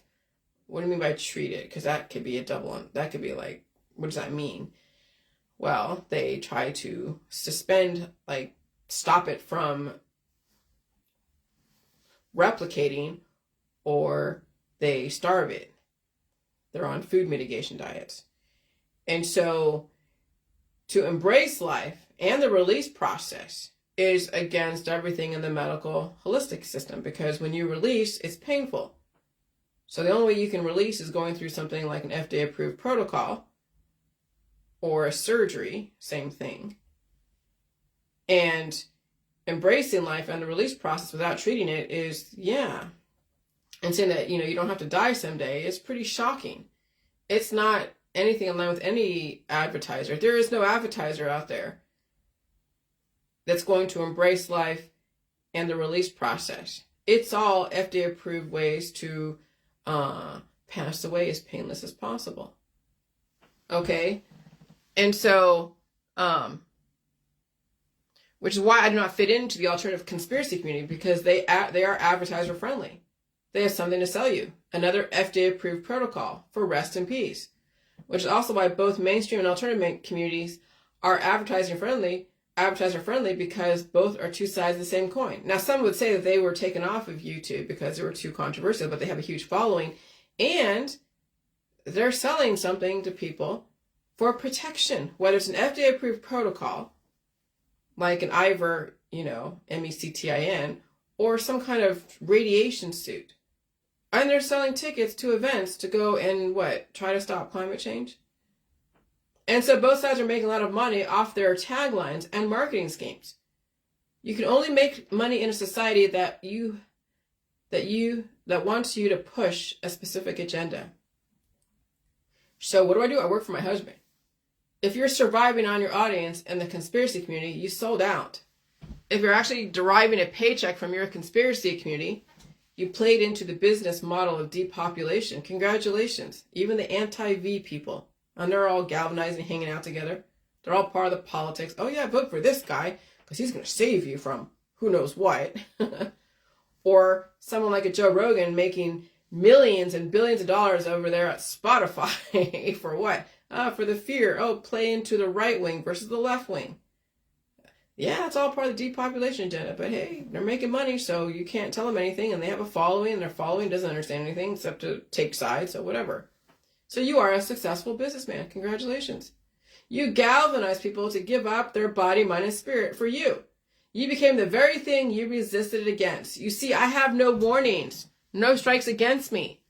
But I'm too controversial, therefore harmful, because aggressive change can be hurtful for those who are not prepared for it. Small doses. And I have no remedy to sell you. I'm not selling you spirituality. I'm not selling you love, love, love. I'm not looking for validation from anyone. I don't kiss anyone's ass out there. I follow like Matt Lambden. I like his information. Sometimes I get annoyed at some of the things that he says, but I'm sure I know people too. But I don't go kiss his ass. I'll say one comment, synchronized chaos. I'll go to other pages and maybe put one or two words, but I'm not kissing their fucking ass. Because what's the point? I'm not looking for their validation. I'm looking for anyone's validation. I already know who I am. I already know what I represent. I can agree with some things people put out there, and I can disagree with other things, and I'm pretty much okay with both sides of it, and they're pretty much okay with that, and some aren't, so they defriend me, and I'm fine with that too. So then I block them. Okay, but I don't kiss anyone's ass. I don't need validation from anyone in the conspiracy world. There's no reason for validation. Why? What's the point of being validated? What's your intention for validation? So I have no remedy to sell you. In my world, I embrace change and pain and suffering, even all the food supply. And you can't sell that to people. But you can sell death, diets, and deities. Okay? You can take food away from people. You can sell them some kind of perceived protection. However, you can't sell life to people who are adamant to die. So you can only sell self-death, destruction, and fear. Therefore, you become advertiser friendly, and people will pay money to pass away as painless as possible. That's how you know you've sold out. Because you become so popular, you're looking for validation all over the place. People paid money to find a way to pass away painless and distracted as possible. And even if you're not advertiser friendly, you have such a following of people who you can sell them anything under the sun, even a religion. And that is worth a lot of money. That's how much people have not been conditioned to suffer to live. They've been conditioned to suffer and pass away. And that's a hard pill to swallow. Death is a big business. So that's why I'm not popular. And that's why I'm hated. Not all by everybody. Because I want to live in a world who will pay to pass away. And then the dying become death angels. And people love them. And they're full of oxytocin. Pleasure in paradise. Mixed in with the conspiracy world. That's spiritual. That's the energy healing world. That's the spirituality world. I got something to sell you here. But I'll tell you, they're not selling pain and suffering or sickness. And I'll tell you, the government ain't selling you pain, suffering, and sickness. They're helping you take away food.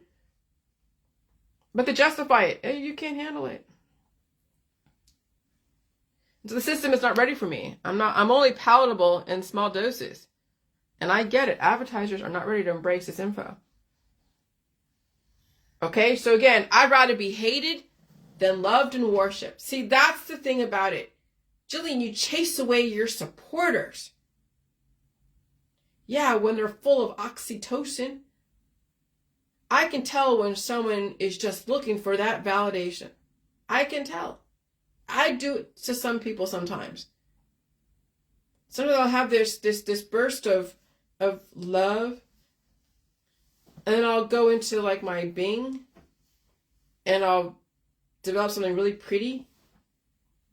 Okay, and I'll post it on their wall. Or I'll have a surge of kindness. And I'll develop an AI picture. That's nice.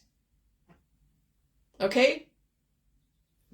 But that's my occasional feeling of kindness, keeping a connection.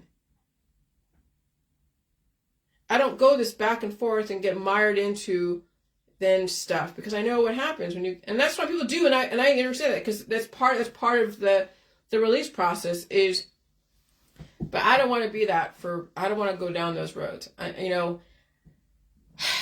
It's better to be hated first than loved and worshipped. Because if you survive on love and worship, you'll turn into a despot, you'll turn into a dictator. So if you hate me, because I was impatient with you, because I noticed the need for validation, which I don't like. When I notice the lack of boundaries, when I say, hey, no more back and forth, and they still keep doing it. If you hate me, I feel better that you hate me than love and worship me, because then I even get caught up in the love and worship. But I also notice when I need to release that oxytocin, I'll do it through different means that are nice and kind, that won't like take someone down a road that I don't need to take them down. But occasionally I will put little pictures out there for certain people and for others, and wish them a nice happy birthday and a nice happy day, and okay. And that's the extent of it. And I don't go too far. I don't just lavish people with love and kindness. It's in little spurts, and then it's done, and then I'm done. And that's it. Then it's like, oh, death and destruction. But that's the thing, because that's the reality that the world that we're living in. And how can we embrace life and deal with the pain and suffering and survive it with little bouts of okayness here? Okay, so anyways. You don't chase love and light, right? When you were hated, because you see the destruction of being revered and loved, because it does turn into hate. And again, I'd rather just chase you away and not deal with it than be hated and loved, because I know how quickly that can switch. And that is why the system wanted you to hate certain people, so they can keep the balance and keep humanity moving forward. And being hated in the world, in the J world, probably saved my life because it kept perspective. It's when you're loved so much, you lose perspective, and then you become destructive, and you have no room to move because you're addicted to the love and devotion of your followers, regardless. So if I fed into that one chick that was asking me all these questions, if I kept feeding into this Eris all the time, then I would be bringing up hormones that I really don't want to bring up. And that situation would force it to bring up, and I don't want to go there. I'm not trying to, no. And I can tell that, and that's a hard concept to explain because people have been living off of oxytocin. Their whole world is oxytocin. Yeah, they have kids, they have animals. I don't have any kids, I don't have any animals, I don't have any grandchildren, okay? I have a husband who gives me the latitude to do what I need to do. He has his own comments about stuff. He thinks, gosh, Jelly, should I get you treated for your hump on your back of your neck? No, it's supposed to be there. And so he's very independent. He's not full of oxytocin, of love and kindness. So yeah, he likes sex a lot, but I don't want to destroy myself and him. So we both have to do it like maybe once a week, and that's about it. So that's the thing is that I don't have anyone turning that faucet on, and I don't allow anyone to turn that faucet on. I don't want that faucet to be turned on. I don't want to be addicted to the love and the kindness. There's got to be a good balance that I can produce myself without somebody forcing that faucet. And that's what I notice in certain people is they want to turn that faucet on so hard, and I'm resisting it. And then, I want to turn it the different direction. So if it's not oxytocin, then it's pain and suffering, because I know how destructive oxytocin can be. Some people don't even realize that they ooze oxytocin, and they don't realize to what extent it is infectious, and I don't want it. So thank you, Mother. She gave me the freedom to evolve, which is why I'm glad my mother raised me the way she did. I really am thankful the way I was raised. She actually saved my life twice. The first time from Vietnam, the second time from climate change. And I don't ever want to be infamous like I was 7 years ago, because it was destructive and it was painful. I want to survive. And I want some of you to survive too, that can handle this. And so then when you're hated, you don't feel too bad that people that followed you, regardless of support, pass away. So those of you that support me on some level, and you're balanced about it, thank you. I appreciate it. You will survive, or you won't. You'll figure it out. I'll be upset if people don't survive, regardless. But when you're addicted to all the love and everything around you, then when it leaves for whatever reason, that's a trauma. So that's why you have acquaintances. You don't have such good friends, because there's no guarantee they're going to be around. You don't want to depend upon them, and you don't want that oxytocin being forced out of you to then make you feel the loss when that oxytocin is depleted. And that's what goes on out there. People deplete themselves through the oxytocin, through the love, through the dependency, through the validation. And when that disappears, and you've been living on that for such a long time, and that disappears, okay, that's like losing part of yourself. That's why I don't have a bunch of sex all the time, because you don't want to deplete yourself of oxytocin. You want to be able to allow it to replenish itself with the same person. Not with different people, but the same person. And once, that situation is done with, if it ever does, because of climate change, and I'm still alive, and that person, who knows, ages out, whatever, I'm not taking on somebody else to do that. Do you know what kind of crap shit you'll be dealing with taking on somebody else? My husband's been through a lot with me. And there's no one out there that's been through what I've been through. And even then, would I even know they can handle it? It's too much of a crapshoot. But I know that I will have that oxytocin when I need it for myself, I guess. But I even don't have even that kind of impetus to be like an autosexual, like that Kardashian. When someone's in love with themselves, they don't love it. They're not turned on by other people. They're turned on by themselves. I'm not even turned on by myself. I could take it or leave it, because I don't want to deplete or be addicted to that kind of pleasure in paradise. I don't want the oxytocin. It's there for survival, for if when it needs to happen, but I don't want to be addicted to that. And so that's why I am the way I am. Okay? And so that's why it's better to be hated than loved, because at least when you're hated, you have this space. When you're loved, you are addicted to the validation of the oxytocin. And so that way the system can do what it needs to do. So it's a built-in safety mechanism when you actually want to be hated. And so that's the way the system can do what it needs to do without people destroying the others in the process. People destroy themselves through their hate and intolerance, and you don't have to feel bad because they choose it themselves. They didn't have to hate you or love you, but they chose to. They didn't have to starve themselves with food, but they chose to because of their own intolerances. And so the system has the freedom to keep humanity under regulation so it doesn't become out of control. And that's genius. Okay, so that's why you were told to hate someone like Klaus Schwab or Bill Gates or whoever, or even Jilly Juice. Because the more you hated me, the more you would not see the value in my information. The more you loved me, the more you wouldn't see the value in my information because you didn't really know what you could handle, what you couldn't handle until something happened. And then when something happened that you weren't expecting because you loved me so much. Why did you love me? Because I took away your pain. But when the pain comes back and returns, and then you hate me. Okay? And so it's easier for the system to make you hate someone and love someone so you can switch back and forth and blame them at some point. That was all built in. That's why I don't want to play with hate and love. I'd rather you hate me. That's easier because then when you destroy yourself, I don't really care. And so that's why when people love me and I resist them and I call them out on their validation and then they hate me and then I block them because I'm tired of going back and forth and having to do this again and then they're like, oh, Jillian's stupid, Jillian's this. No. I know. Never mind. There's a method to the madness. All right, so all food is king, not cash. The medical holistic system world develops competition, so you starve because you cannot handle food. You're too busy collecting cash. The diet deities know how to die, and they will teach you how to die and embrace it. A deity is like a god, a goddess, a celestial being, a supreme being, a divinity. That's where all the religion comes from. And so I said, hey, GAZA will be underwater in the future per the Forbes future maps of the world.